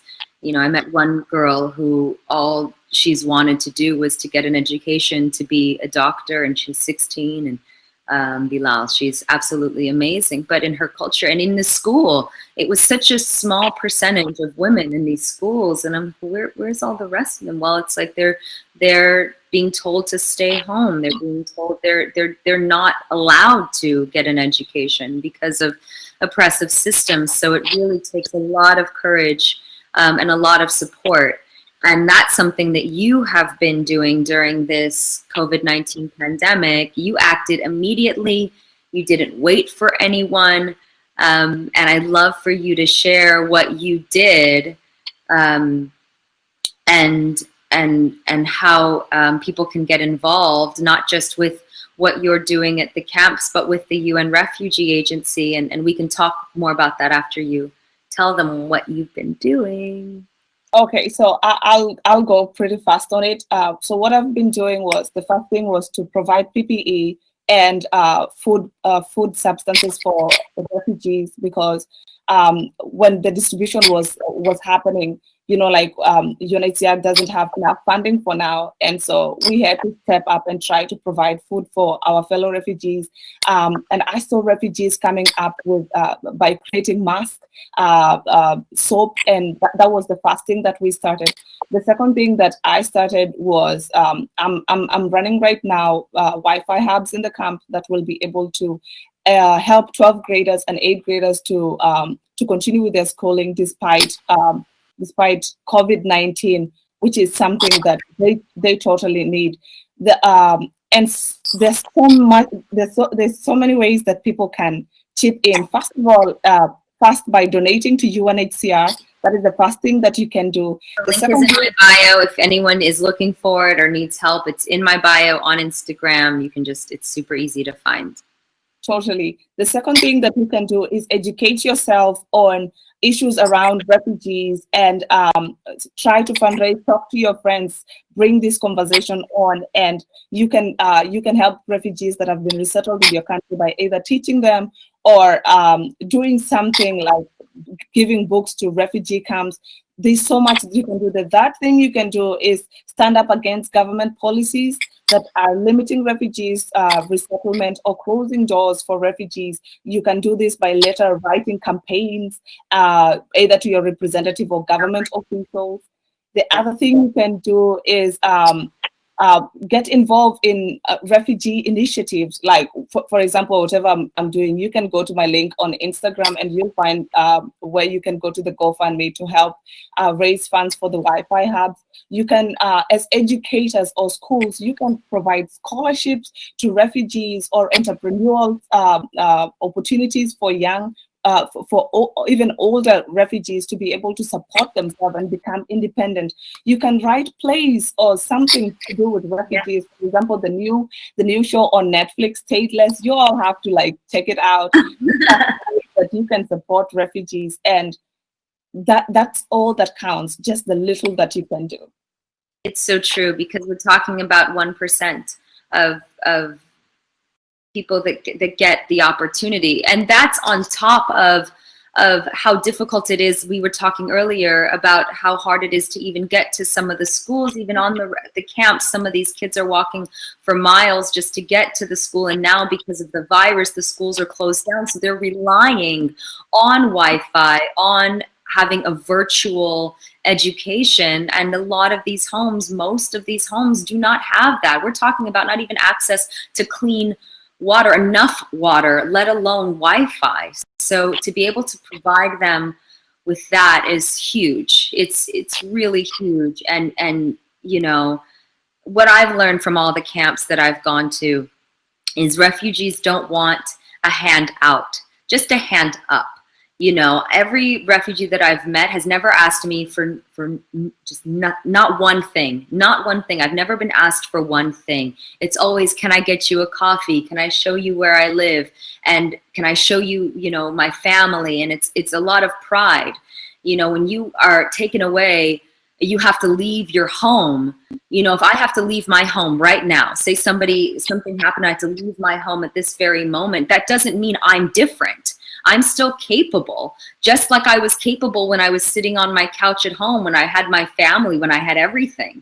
And we just want to make sure that everyone has the tools that they can have, that they deserve to have, to lead a dignified life, to have an education, to be able to rebuild their lives, rebuild their communities. That's all we're asking for here. Which I think that we can all do. I think that if we come together, even if it's $1, I really feel that we can make a difference. So I'm excited for other girls, especially to support other girls, to have a real education, a real fighting chance. Totally.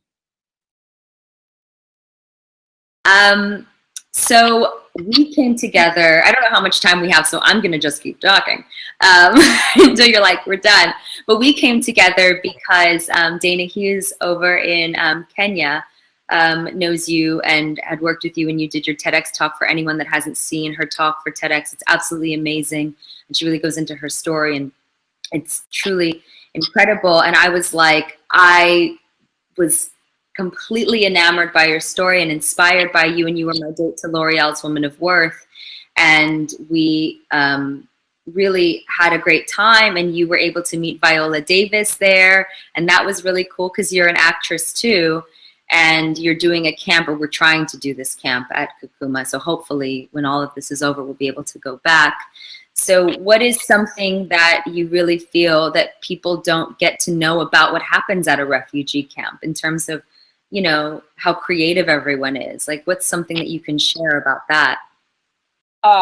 Just the fact that people feel like being a refugee is just the identity that we have. But just to conclude, like as refugees, we have so much. We are hungry for opportunities. We need people to invest in us by just little things that you do. They give us opportunities. Please give us opportunities, if I may say. And that's all we are asking for. We've undergone crazy lifestyles, but we need you to just come in and give us opportunities to stretch out ourselves and become the best version of ourselves. Thank you so much. I love that. I just have a couple more minutes. No, I don't. Melissa's saying I have more. I have more time. No, I have no more time. Okay, I have no more time. I was so excited because, I've said this, Mary and I can talk. But anyways, I'm so grateful to you, everyone at Girl Up, for having us. And thank you to the UNHCR and Dana and Chris and Lily and everyone there for making this happen for us. And Mary, thank you for your time and for bestowing so much inspiration on us and all of your work. Thank you so much for joining us.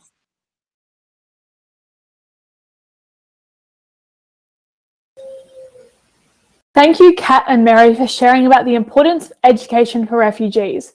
We are really honoured that you joined us today. Yes, I'm so inspired and committed to taking action for this important issue. One way to take action is to participate in Girl Up's upcoming fundraiser, challenge to support UNHCR. Join with your club to maximize your impact.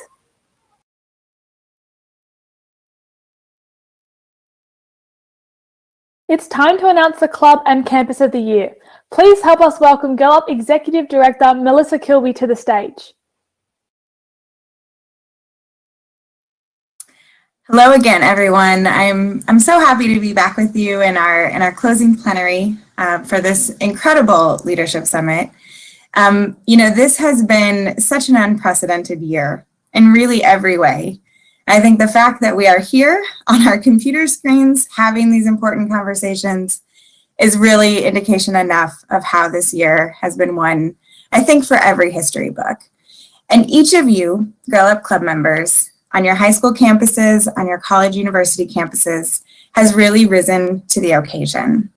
We have all made adjustments to this world that we're living in, to our response to COVID-19, to our response to the racial justice movement that's happening here in the US and around the world. We have seen you making masks for your communities, providing food to essential workers, creating free tutoring services for younger students, and actually just taking care of each other, having Netflix parties and doing drive-by celebrations. And when it comes to that racial justice movement, we also see you out there. We see you marching and protesting. We see your social media feeds. We also see you petitioning for school resource officers to be removed from your schools. And we know that you are challenging your school boards to bring in a better and more in-depth history. So, as this year is unprecedented, and as we know that every single club in the entire global Girl Up movement has adapted, has adjusted, has brought their work online, but has continued to fight. In an unprecedented year, instead of naming one club and one campus of the year, we want to celebrate each and every one of you, each and every one of your clubs. Because in these moments of uncertainty, in these moments of challenging times, it is our community that makes us stronger. It is every single club, whether you joined us in 2010 or you're joining us this week for the first time and you'll start your club maybe tomorrow, we'll see. We want you to know that we couldn't do this without you. The world can't do this without you. And so this year, we celebrate you all. Thank you again from the bottom of our hearts at Girl Up for keeping up the fight, for not giving up, and for being creative and persistent in your fight for equality. Congratulations, everyone.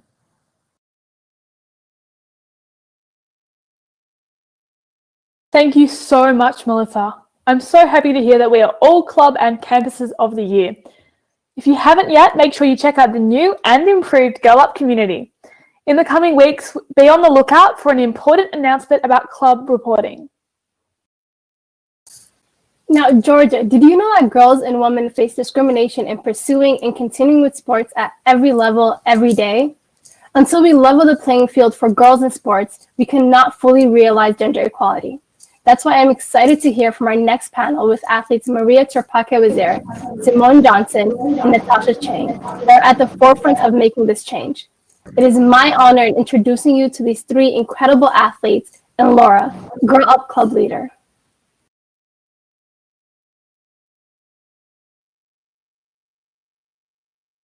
Hello, everyone. Thank you for the great introduction. My name is Laura Solano Flores, and I was a Girl Up Teen Advisor in 2018. I am also a swimmer, and I play water polo, which is why I am doubly excited to be speaking to such inspiring athletes tonight.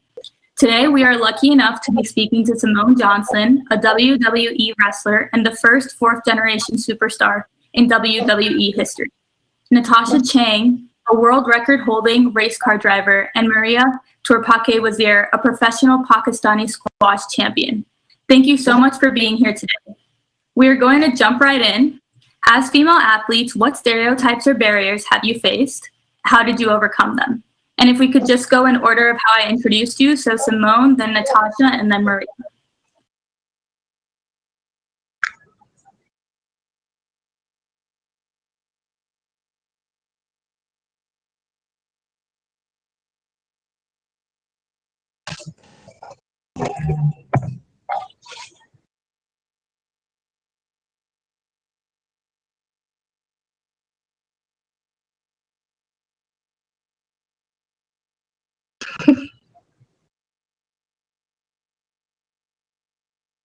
Simone, I think that we can't hear you. Is there any way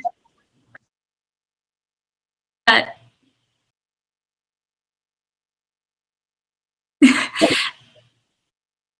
here, could you reconnect and then connect your audio again? Sorry about that.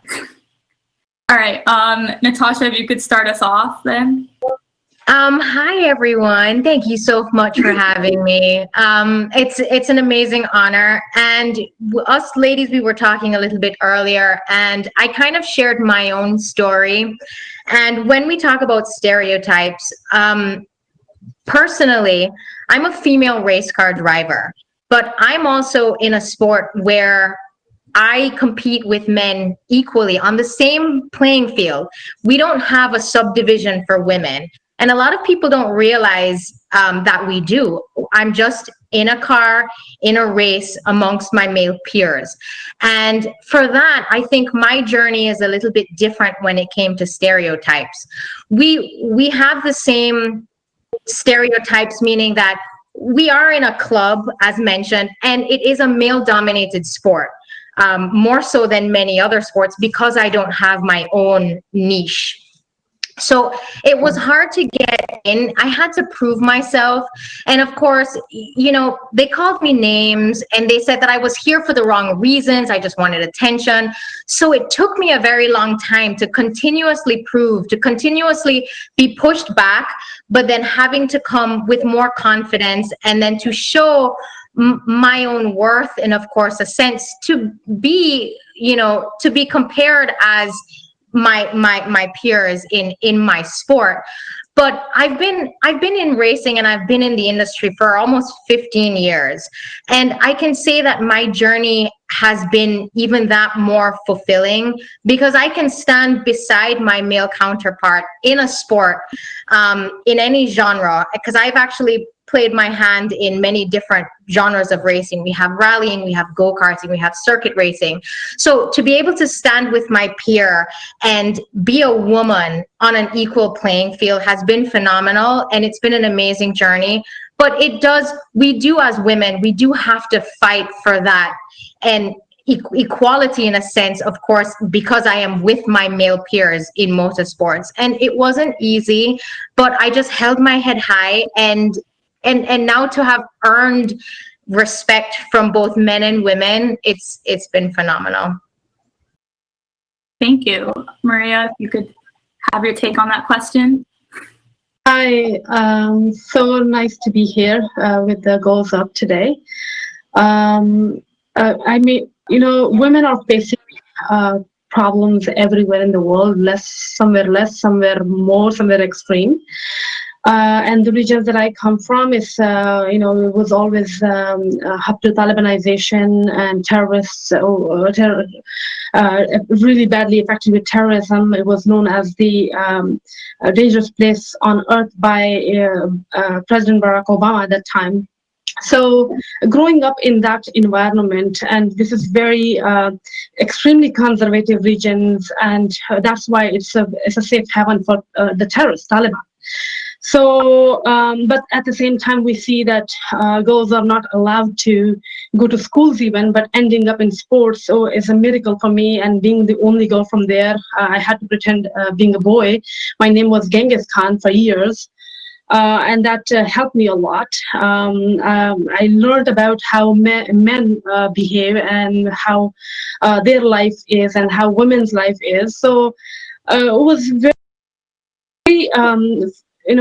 I got to see both sides. And I feel that sports, ending up in sports was also, it was a miracle, it was accident. But sports gave me the exposure, I got to know myself more, my strengths, my weaknesses, my power. It unveiled your true identity, your true being as human, not as women or men. So for that reason, the opportunities that sports gave me, it made me realize that, the life that I myself lived, I feel that there are so many girls out there that they deserve to be in that active world, equally participating, and their equal participation is so important. So many lives have been wasted. Life comes once, and we see that in ancient times, girls were buried alive. But now in this century, if we don't give them sports and education, it means we are burying them alive. It's the same thing. So for that reason, we need to make sure that girls know that they're strong, they're powerful, and the first instinct that they feel in their heart, the message that they know that this is who I am, they should never give up on that feeling, that the feeling is genuine. Go for it, they should go for it. And they should know that no economy, no country is powerful without their equal participation. So it is important that they realize that how important their role is today. We see on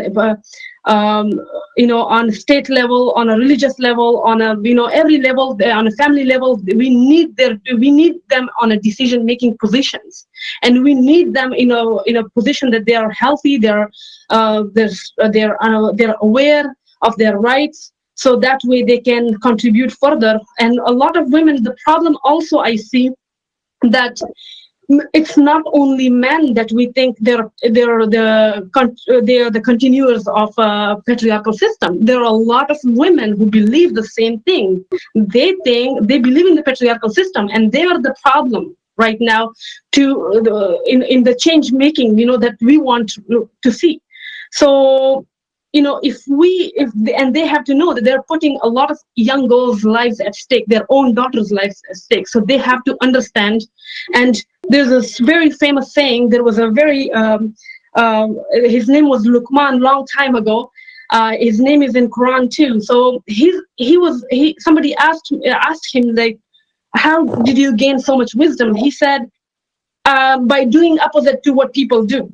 So these women should understand, for years and years they have been supporting the same system. Now they have to do the opposite and take side of their daughter's side. Thank you, Simone. I think your audio is working now. If you could go ahead. Okay, basically just piggybacking off of what both of the girls said. I think that the biggest thing that women still face coming from such a young age is the idea that you fight like a girl, or you play like a girl, or the phrase like a girl has a negative connotation. And I remember a couple of years ago, I can't remember what company it was, but they had this campaign and it was like a girl. And I remember how much that stood out to me, because I was like, wow, that really is so true. And I think that, how do I want to say this? I think that like, even from when girls were so young, there's always, or even I played sports my whole life, and there was always that idea in the back of my head that I was like, oh, well, let's say like I play soccer, for example, but I'm a girl who plays soccer. And this idea is so true, especially in wrestling, because there is still such a long way to go when it comes to women's equality in not only WWE, but also independent wrestling as well. And I think that I would love to one day, there is no longer a phrase of, oh, she's pretty good for a girl, or she's a female athlete, or she's a this or that, but just that she is an athlete, or she is a wrestler, or she's a race car driver, or she is whatever she is, because that is her, and there's no other negative connotation that should define her because she is an athlete. Thank you. So throughout the summit, we've heard from a lot of change makers, and you are all change makers yourselves. How do you think that we can change the system to better support female athletes? And can you tell us a little bit more about your experiences as female athletes? If we could just go from Simone, then Natasha, then Maria.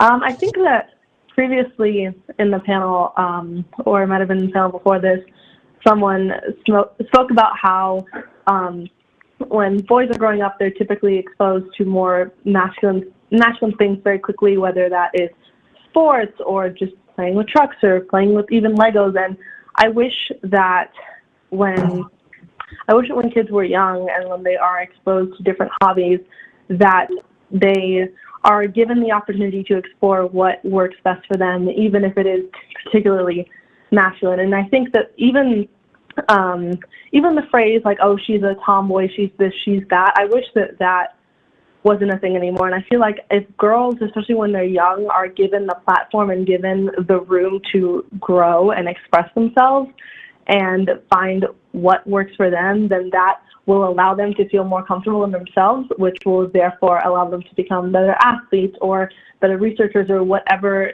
they want to do, as long as they have the position and the platform to feel comfortable to grow and also to make mistakes within that growth. I think that that's a really big thing, because I feel like there's a lot of female athletes, and especially just female celebrities, that are under a microscope with everything that they do. So I think that if we can just kind of work to take away that pressure and just give young women the opportunity to learn and to grow, I think that that would allow everybody to become a better athlete or whatever they choose to end up doing.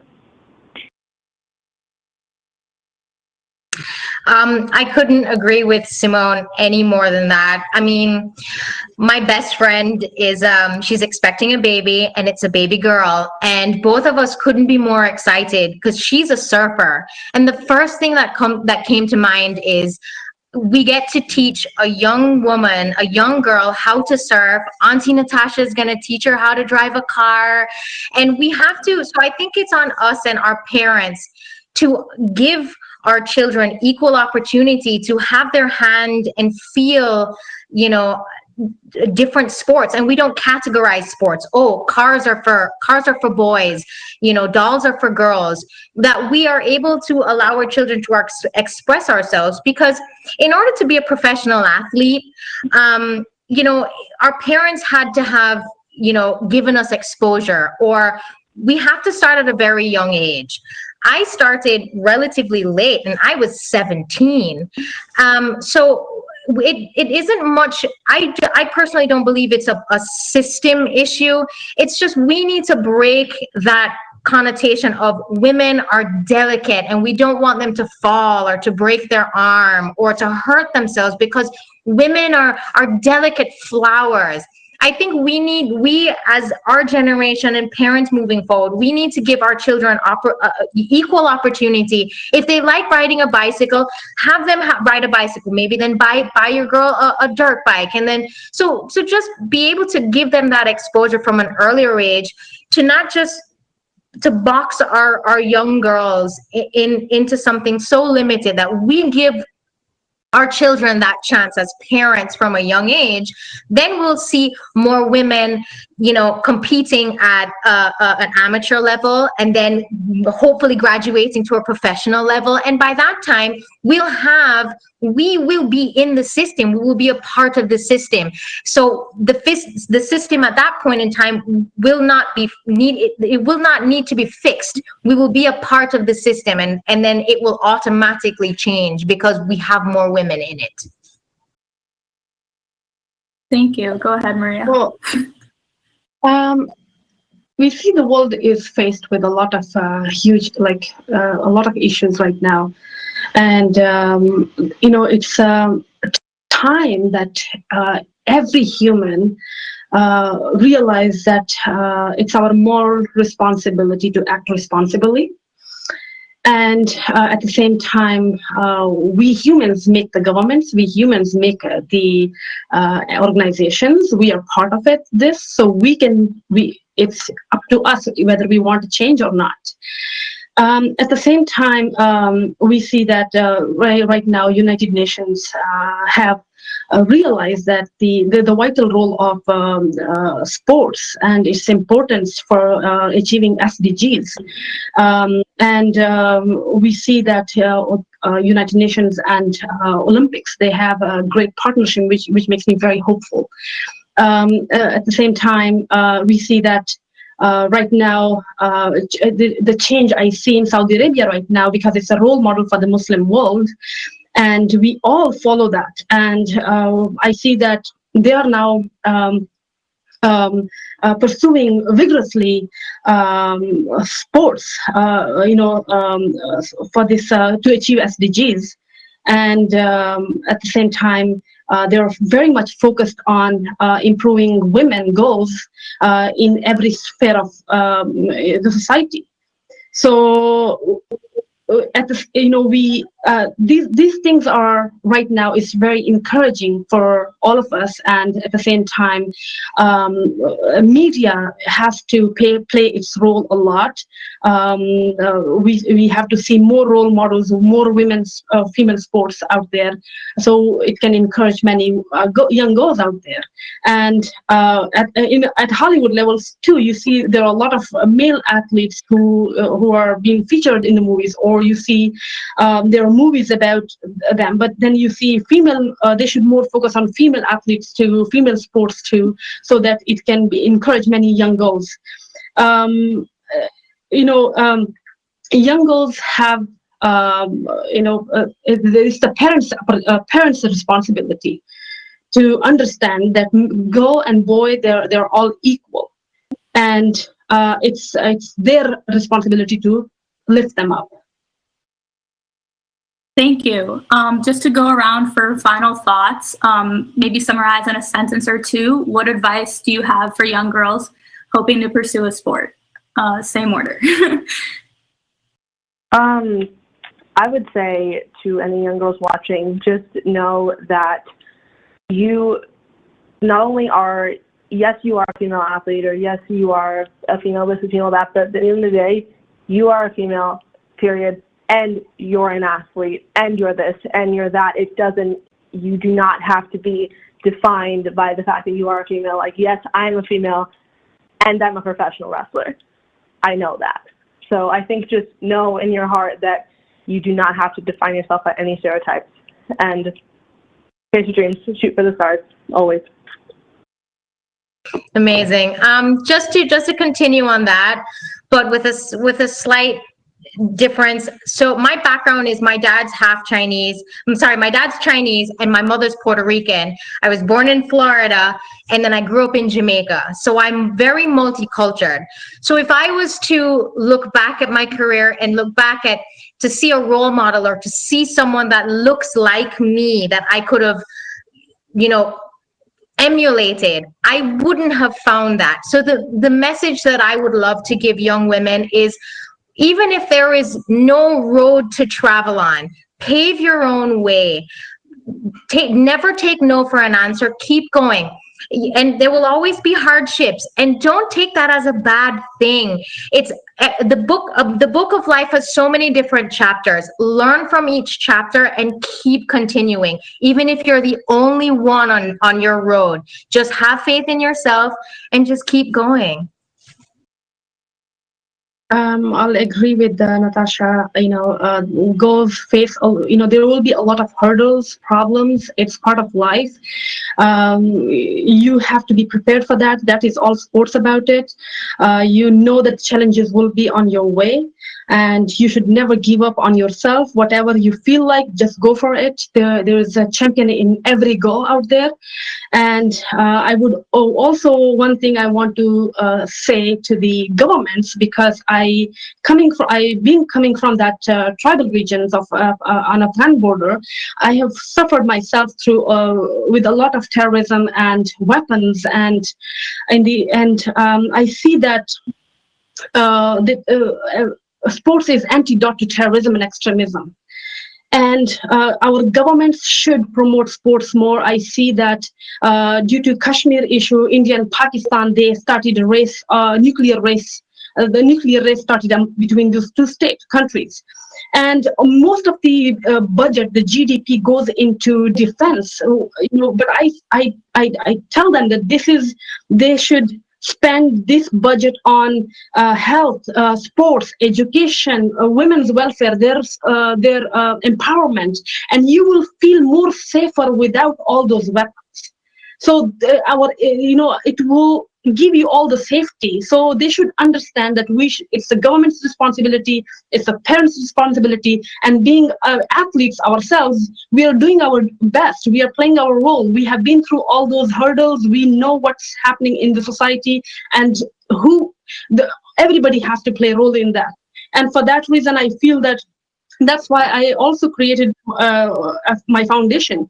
And I really want to build a sports center for girls in Pakistan, a kind of sports center where every girl can be herself and play sports freely. Thank you. What an amazing way to end this panel. Thank you so much for joining us today and sharing your experiences with Girl Up. Thank you, guys. Thank you.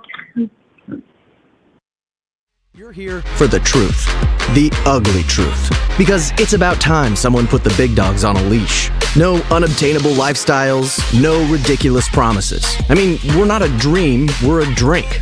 Just sparkling water with real fruit flavor. No sugar, no teeth whitening, no sweetener, no convertibles, nothing artificial, and absolutely no bull. It's time to get real. It's time to get ugly.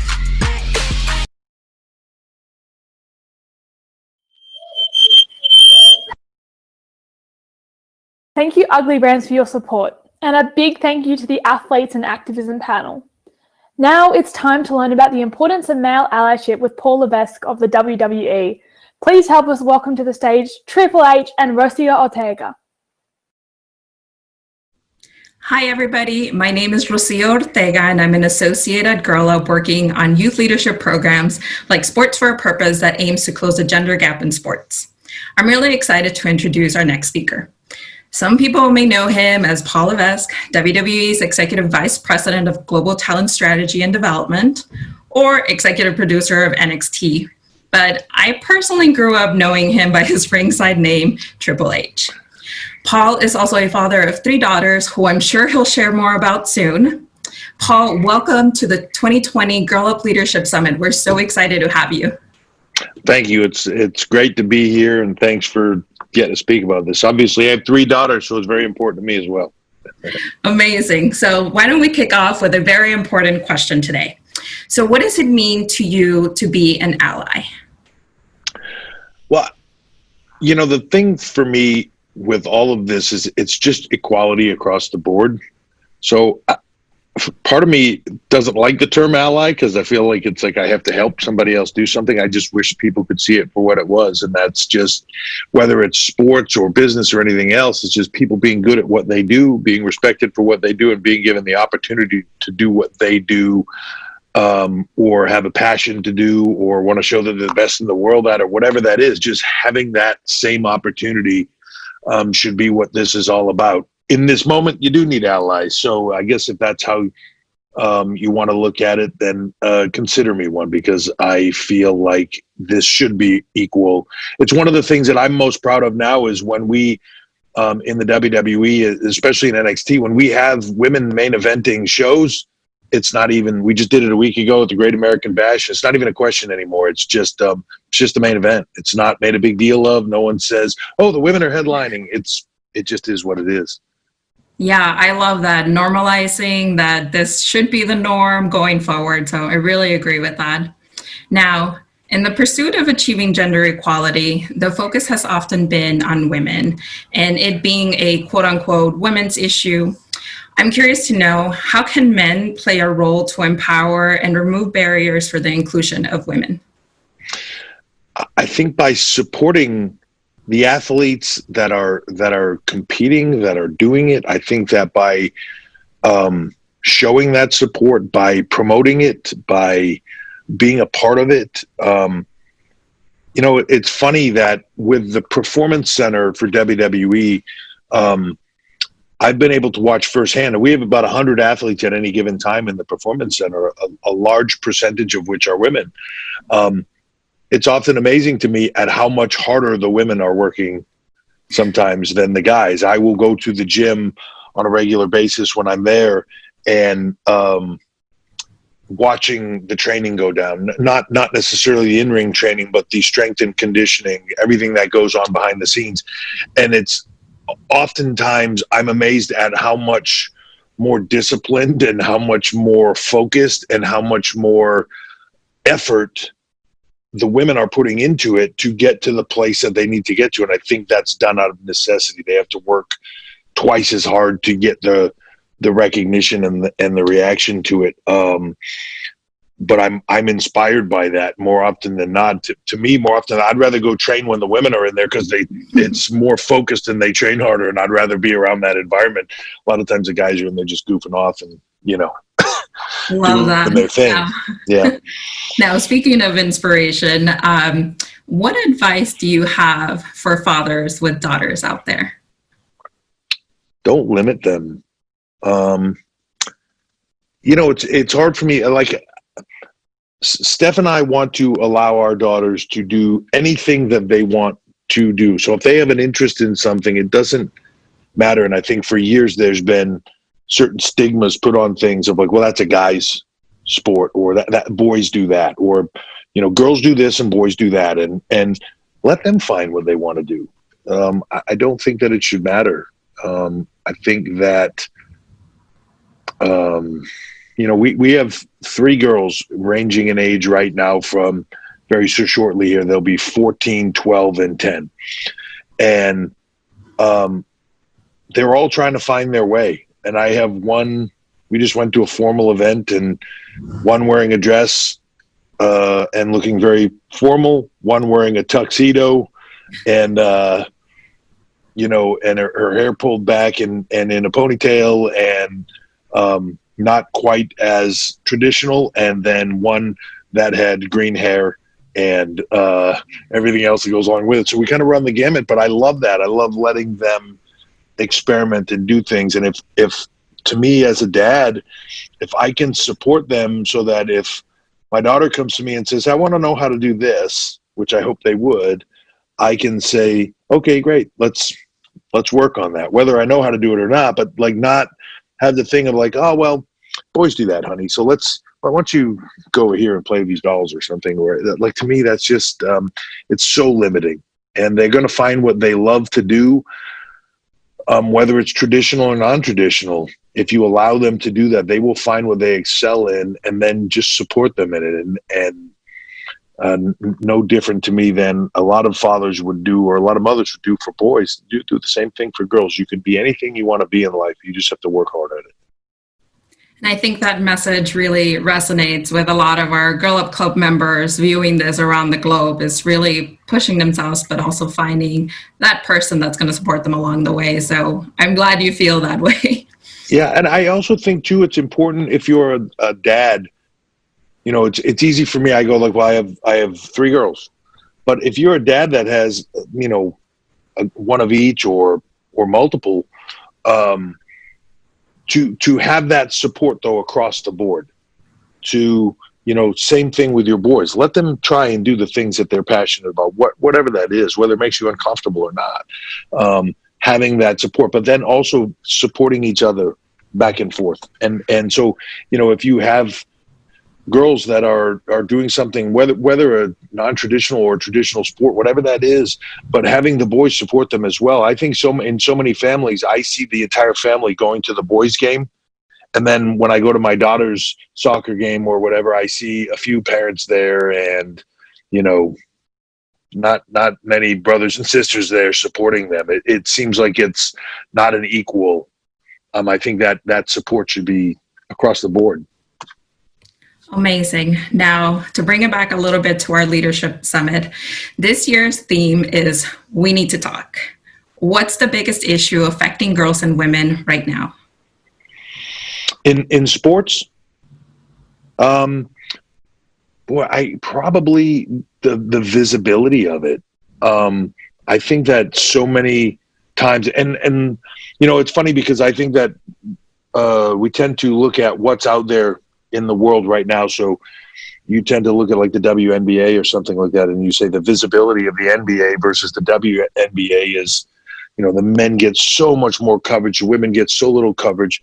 The NBA, the male side of it need to support the women's side as well. But I think it goes back further than that. I think when you're in school, when you're in high school, when you're in college, it seems to me, and again, just my point of view, but it seems to me that there's so much support for male sports. So there's a giant pep rally for the male football team, but they don't do anything for the female soccer team or the whatever it is. The support should be there across the board for all sports. And I think it is one of the biggest problems. I think that there's not a lot of support there. There's not a lot of help for people to if you want to participate in that sport, for you to have that support behind you, whether it be your family or the school itself or others, putting money and training into coaching, into how do you even get to the games? How do you get to the practices? How do you do all those things to have that support behind you so that you have the same, I don't want to say easy path, but at least the same ease of entry that everybody else has, that boys have, and women should have it as well. And that starts at the youngest of levels in sports.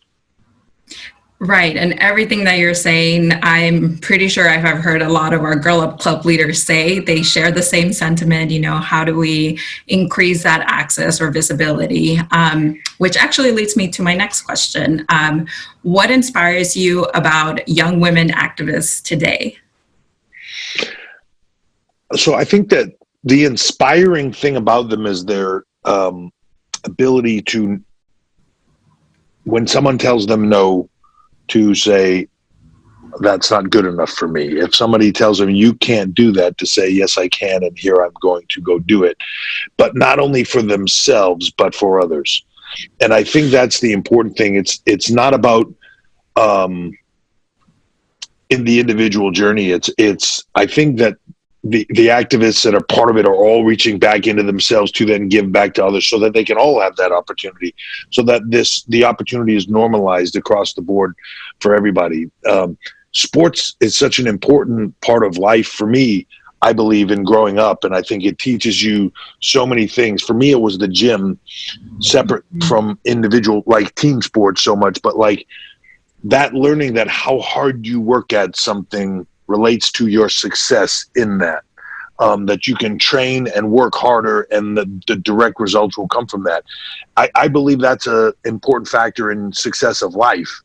And for women to have that same experience as guys have across the board, to have that learning process in life of how they can be successful later on, when it has nothing to do about athletics anymore, when it has to do with a business environment or, becoming a CEO of a company or anything else, that all those same opportunities to learn and have those experiences that can take you further in life. So to me, all of that is so important, and to be able to do that across the board for everybody is the inspiring part, because that is what creates change, and change is needed. If you take women out of the equation, you're limiting yourself to half of the world that probably is way smarter than the other half anyway. So I just really believe that it increases the benefit to everyone, male or female, is so amplified.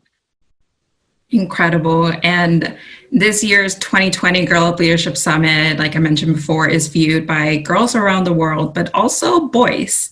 So what message do you have for men and boys thinking of joining a local Girl Up club?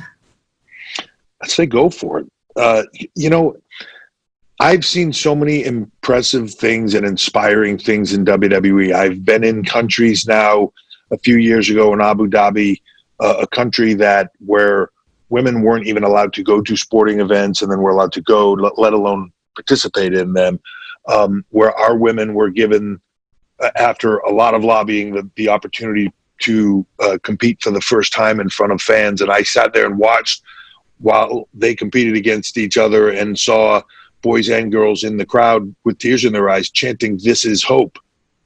It all starts with things like this. And if you have the opportunity to help create that change, if you can join something, boy or girl, that can help bring that kind of change to people and help them get that opportunity, then you owe it to yourself, because it's a very rewarding thing. I can tell you the people in the crowd weren't the only one with tears in their eyes. So,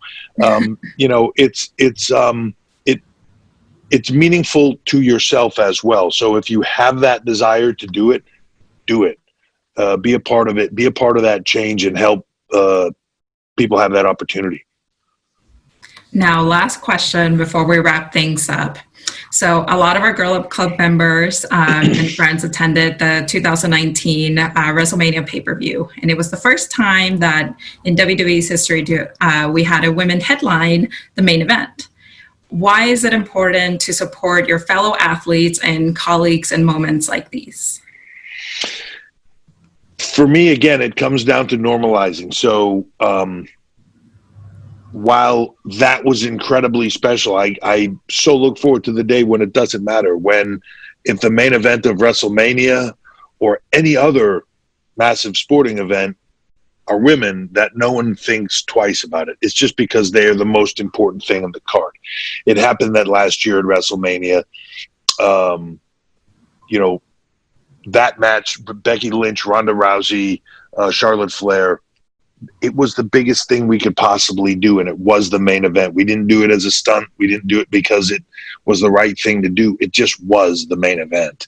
And that's the one thing that I want to stress for WWE. It's for us, it's not about giving them something that isn't deserved. It's about them taking it.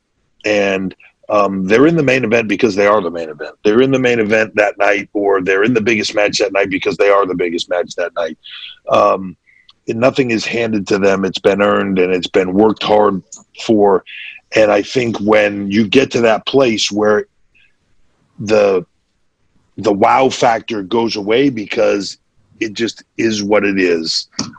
If they're the main event, it's because they are, and there's no more thought put into it than that. That's the goal in all of this. So to me, I look forward to that day. That's incredible. Well, Paul, thank you again so much to you and the entire WWE community for supporting our gender equality journey. That wraps up today's chat, but thank you again so much for all of your words. Thank you for the time. I appreciate it.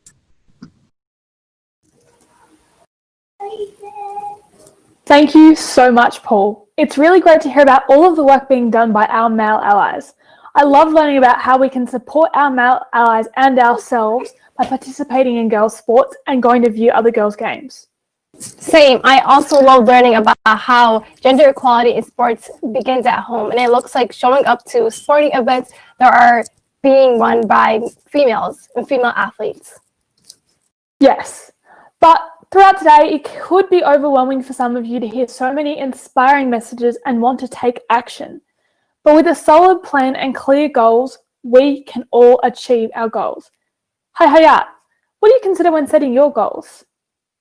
For me, one thing that's really important when it comes to setting goals is being kind to myself and just allowing myself to recognize that as our situation and times change, so will our goals and outcomes, and allowing myself to be okay with that. I think that's a great message, especially this year during what has happened with COVID-19. It's a really great lesson to learn to be adaptable with your goals, I know I was announced as captain of my local basketball team this year, and I was so excited to lead a passionate group of girls through our season. However, my goal was cut short when COVID-19 interrupted our chance to play. But that didn't mean I had to stop being a leader in my community and I could stop focusing on basketball. It just means I had to change my goal and adapt to the circumstance, which is something that we should all be learning to do. I also think something that's really helpful to do is to break down your goals into smaller goals to make it much easier to achieve them. For example, when you're studying for a long period of time, it's not exactly achievable to study for 12 hours or 6 hours all at once. But instead, taking short 2-hour or half-an-hour breaks can really help motivate you and stay on track. The same thing can be said for creating an event for Girl Up, like a summit. It's a really overwhelming task until you break it up into smaller goals, and if you can, divide the work amongst the team. You can find some goal-setting templates in the workbook, including a calendar, a budget template, and an action plan for each individual goal. Hayat, did you know that next year the world will be watching the highest percentage of Olympic competitors that are female? 48.8%. That's awesome to hear. But while equal participation is progress, it doesn't address the whole issue. Equality also means having women in senior leadership and decision-making positions for the Olympics. Sign the petition at girlup.org asking the International Olympic Committee to put more women in leadership on their board. We are in luck. We're joined by an amazing athlete who knows more than a thing or two about the Olympics, fighting for equality as an athlete, and being an amazing and inspirational woman. We are joined by Olympian, author, and activist Abby Wambach. Hey y'all, Abby Wambach here. I am so happy to be here with you and be a part of your UN Girl Up Summit. I think what you're doing and putting yourself in this environment to learn from leaders and other people and each other to figure out ways where you can best serve our world to make it a better place. I don't know if you know this, but I wrote a book a couple years ago called Wolfpack, and I'm adapting it for young readers, for you, for kids who are in the world trying to make the world better somehow, some way. I wanted to talk to you a little bit about my book because I do think it offers you all some insight and some new ideas and maybe some old ideas that'll continue to grow the things that you know and take ownership of the world in which we are a part of. Now, one of the things I want to do is just welcome you to the Wolfpack. You are in, especially because you're here at the Girl Up Summit. I learned so many things. I used to play on the women's soccer team. I don't know if you remember me, but I played on the soccer team for over a decade, and I learned these valuable rules, these valuable philosophies and ideas of the way to connect, the way to push each other, the way to lead in whatever space that you're in, because we're all leaders here, aren't we not? Rule number 1, create your own path. You know, when I was a young kid, people always asked me who my favorite player was. And the truth was, it was Mia Hamm and Michelle Akers, 2 players that I looked up to. They played my position and I wanted to be them. But as I got older and as I got stronger and as I learned more, I realized if I really wanted to do something great in this world, I needed to do it in my way.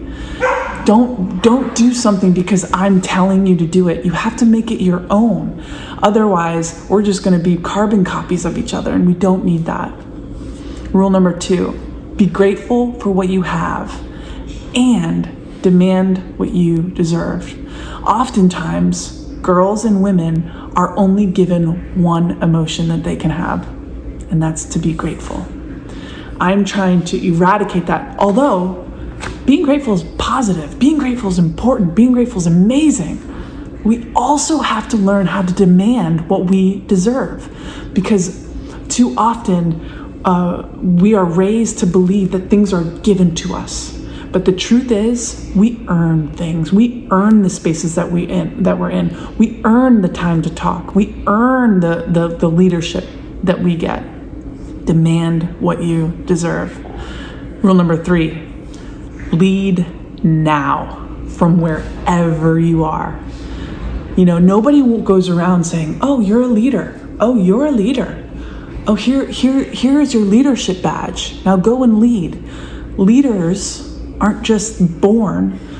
You have to learn how to be a good leader. You have to participate. You have to listen. But you can be a leader in your own life no matter how old you are. You get to decide what food you put in your body. You get to decide how you're treating your body physically. You get to decide what you're learning. You get to decide who you are everywhere you go. Number 4, failure means you're finally in the game. For me, because we've been fighting an uphill battle, trying to get the seats at the table, trying to earn respect, trying to not be compared against our male counterparts, oftentimes us women feel like we have to be 100% perfect while our male counterparts are over there and they're failing up. We've heard Michelle Obama say that. Men get to fail up. Well, here we are trying to be perfect, and we need to understand what failure is. Failure at the basic level is growth. Failure means that's just information. It gives you information to direct where you need to spend more of your time or not. Failure is fuel. Use it. Don't deny it. Don't turn your back on it. The greatest things in my life have come from the times that I've failed the biggest. Let that be the same for you. Number 5, be for each other. Us women, because we have this idea and understanding that we only get 2 seats of every table of 10. I want to tell you that's a scarcity mentality, and we need to stop believing in it. We have to understand that there are 10 seats at the table. You have to be for each other. We can't be competing against each other for those 2 seats. We need to be competing all for those individual seats. And we have to help each other along the way. Number 6, believe in yourself. Demand the ball. Have you ever found yourself in a room full of people, both boys and girls, and the boys are talking a little bit more than the girls, or the boys are being listened to more than some of the girls? If you never say what you want, if you never demand what you deserve, how do you expect to ever get it? You have to believe in yourself more than anybody else ever will. Number 7, lead with your full self. You want to inspire leadership. You know, there's a lot of different ways to lead, but if you want to become a true leader of all people, you have to lead with your full self, the vulnerable side, the sensitive side, the side that they might say that you are, that you're emotional, or that you can't handle certain spaces that you occupy. Well, you know what? If you are your full self, you are doing it right. And guess what? Right now, more than ever, the time is calling for women to step in their full humanity, all of our sensitivity, all of our emotions, and bring that to the table. Don't you think the world could use a little dose of feminine leadership? I do. 8, my final rule. You're not alone. You've got your pack. And if you don't have your pack yet, build it. Find the people, the girls and the women on this call, in this summit, doing the things that you're doing. These are your people. Connect with them. Ask each other questions. Hold each other accountable. Call each other out when you feel like something doesn't fit for you. Communicate. That's the one thing that I miss the most about playing on our women's national team. It's not the soccer, and that was fun. I love scoring goals. I love the game. But it's the people that made it magic. I love you guys. I'm so proud of you for being here, for putting yourself first, for trying to learn all of the valuable lessons it's going to take to become the very best leader that you can become. Take care. Wow, thank you so much, Abby, for that inspiring message. What great tips on leadership. Girl Up this year is celebrating 10 years of elevating youth leaders. To celebrate, Please help us welcome Priyanka Jane and Rocio Ortega. Hi, everybody. I'm Rocio Ortega, and I'm a 2011-2012 Girl Up Teen Advisor alumna. Hi, and I'm Priyanka Jane, and I was also a 2011-2012 Girl Up Teen Advisor. We're so excited to be at Girl Up's first ever virtual leadership summit with thousands attending all over the world. We're also excited because this year represents Girl Up's 10th anniversary. Over the past 10 years, we've grown from being just 12 teen advisors, including the two of us, and 20 clubs around the world, to now having almost 200 teen advisor alumni and being almost 3,500 clubs strong. Yeah, I still remember attending the first ever Girl Up Leadership Summit in Washington, D.C. There were less than 100 people in the room, and it was just one day. Yes, and we had our first ever advocacy day that weekend.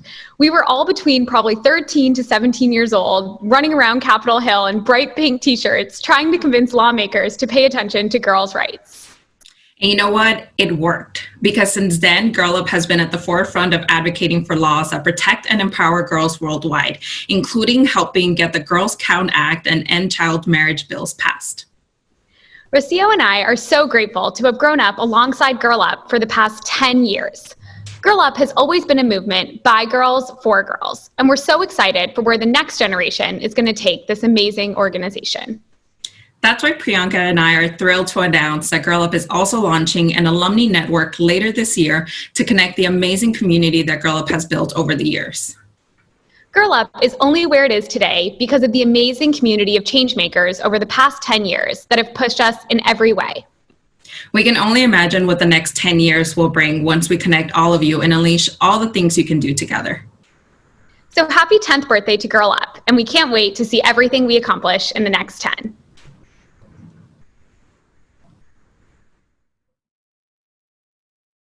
Thank you so much, Rocio and Priyanka, for that message.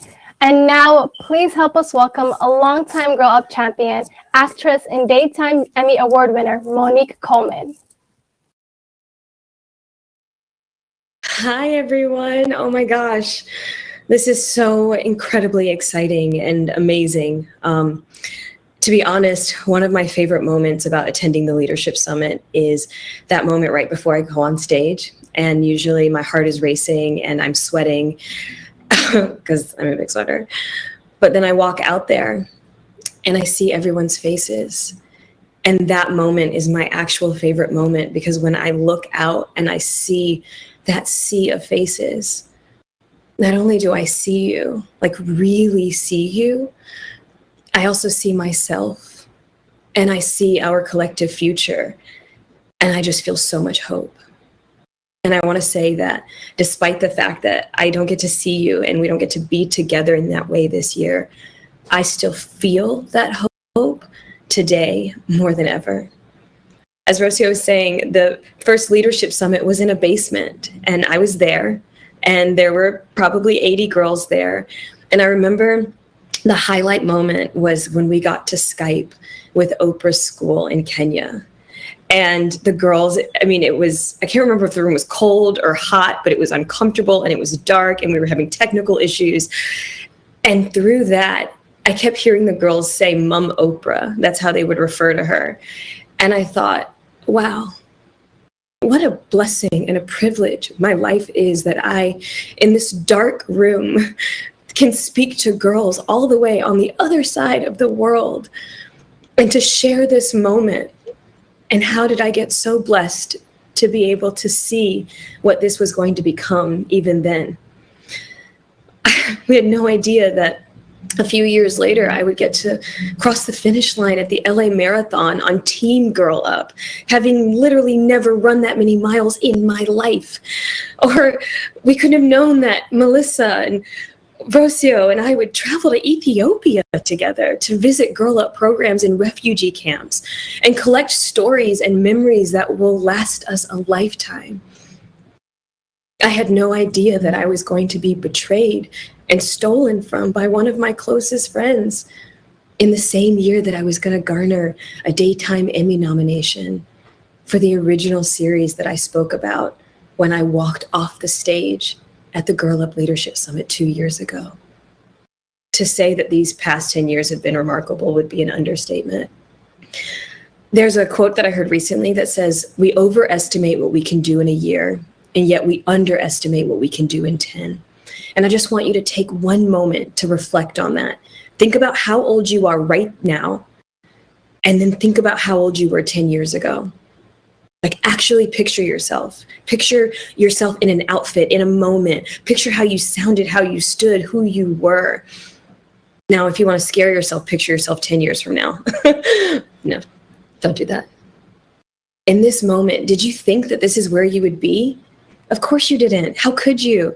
The same way that Melissa couldn't have known that she was going to get married and become a mom of 2. And Anna didn't know the impact that we were going to make, and that she was not going to continue to be within the walls of Girl Up on this day. In the same way that Rocio and Morgan had no idea that they were going to go from being teen leaders to full-time leaders within the Girl Up organization.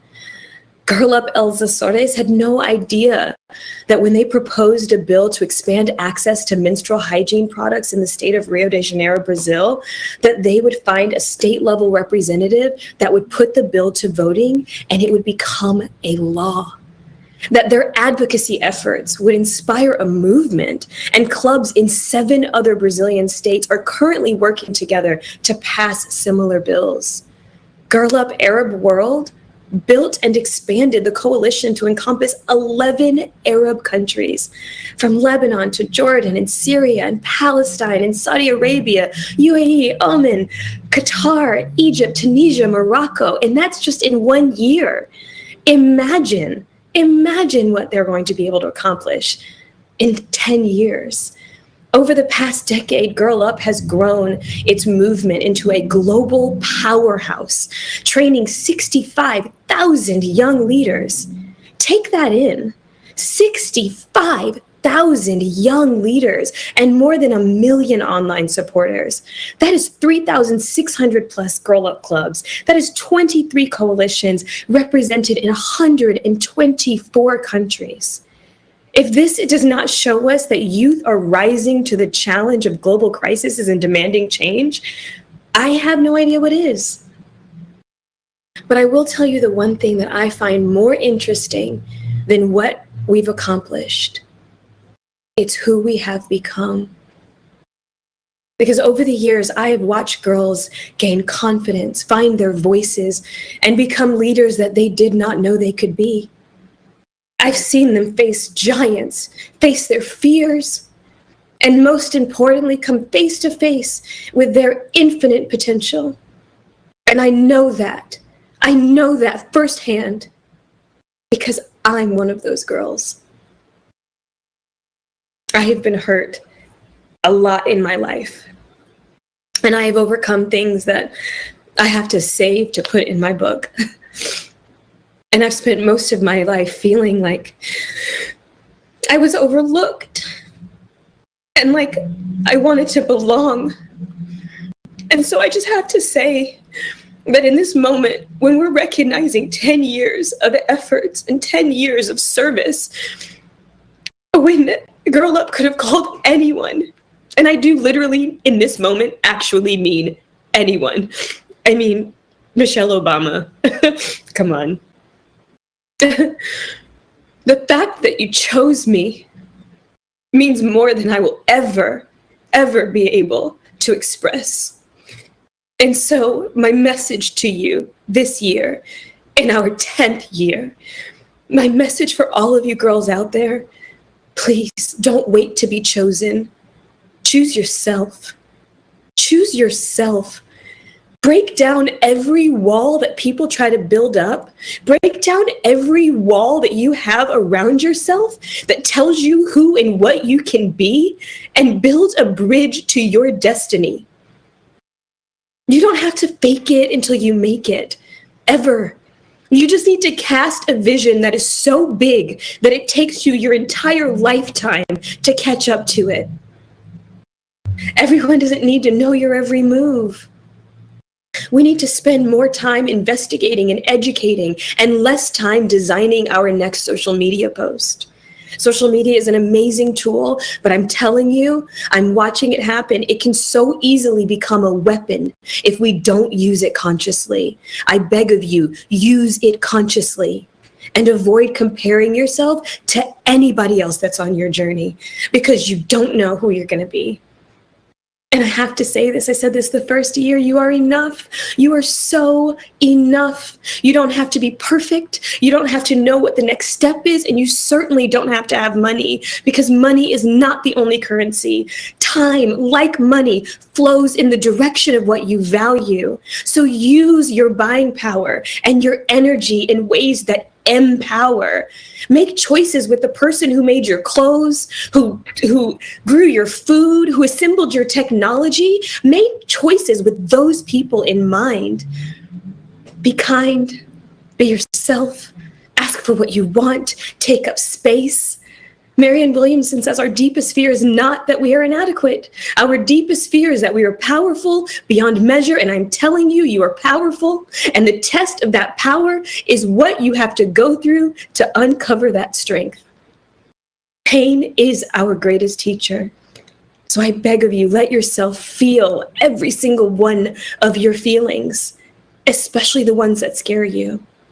And allow yourself to feel your own personal pain and your bumps in the road. I know as an advocate and as an activist, sometimes we get so swept up in what's happening in the world that we neglect ourselves. But by acknowledging your problems, you are not dishonoring the movements that you are a part of. You are honoring the person that you need to be in order to solve those problems. And Storm Reed earlier today, she talked about making mistakes. And I want to say, guys, don't be afraid to make mistakes. You will, you must, and you will fail often, but you will fail forward. And please always remember that direction is more important than speed. Grit. Grit will get you further than playing safe. But grace will take you places that grit never will. So with that, I feel like we should end like we began. So I want to share a quote from the Queen, Michelle Obama. She says in her book, Becoming, it's not about being perfect. It's not about where you get yourself in the end. There's power in allowing yourself to be known and heard, in owning your unique story, in using your authentic voice. And there's grace in being willing to know and hear others. This, for me, is how we become. And for all of you, every girl and every man and every leader, and all of you out there, all of you girls that I've spent this last decade with, who have supported me and who I've supported. I am who I am because of who you are. You inspire me, you encourage me, you ground me, and you give me hope for a future that you are going to build. From the bottom of my heart, I am so grateful to be a Girl Up girl. And I can't wait to see what this generation accomplishes. Thank you.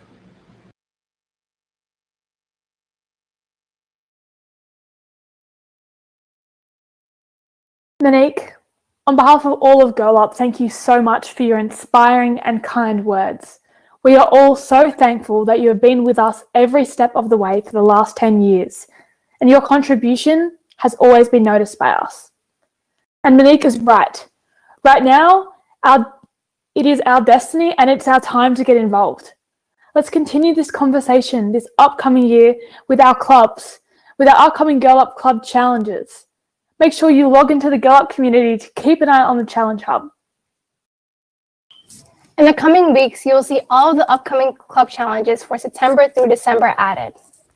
And now that our plenary and second action-packed day is coming to an end, we just want to do some quick housekeeping so that we all are on the same page.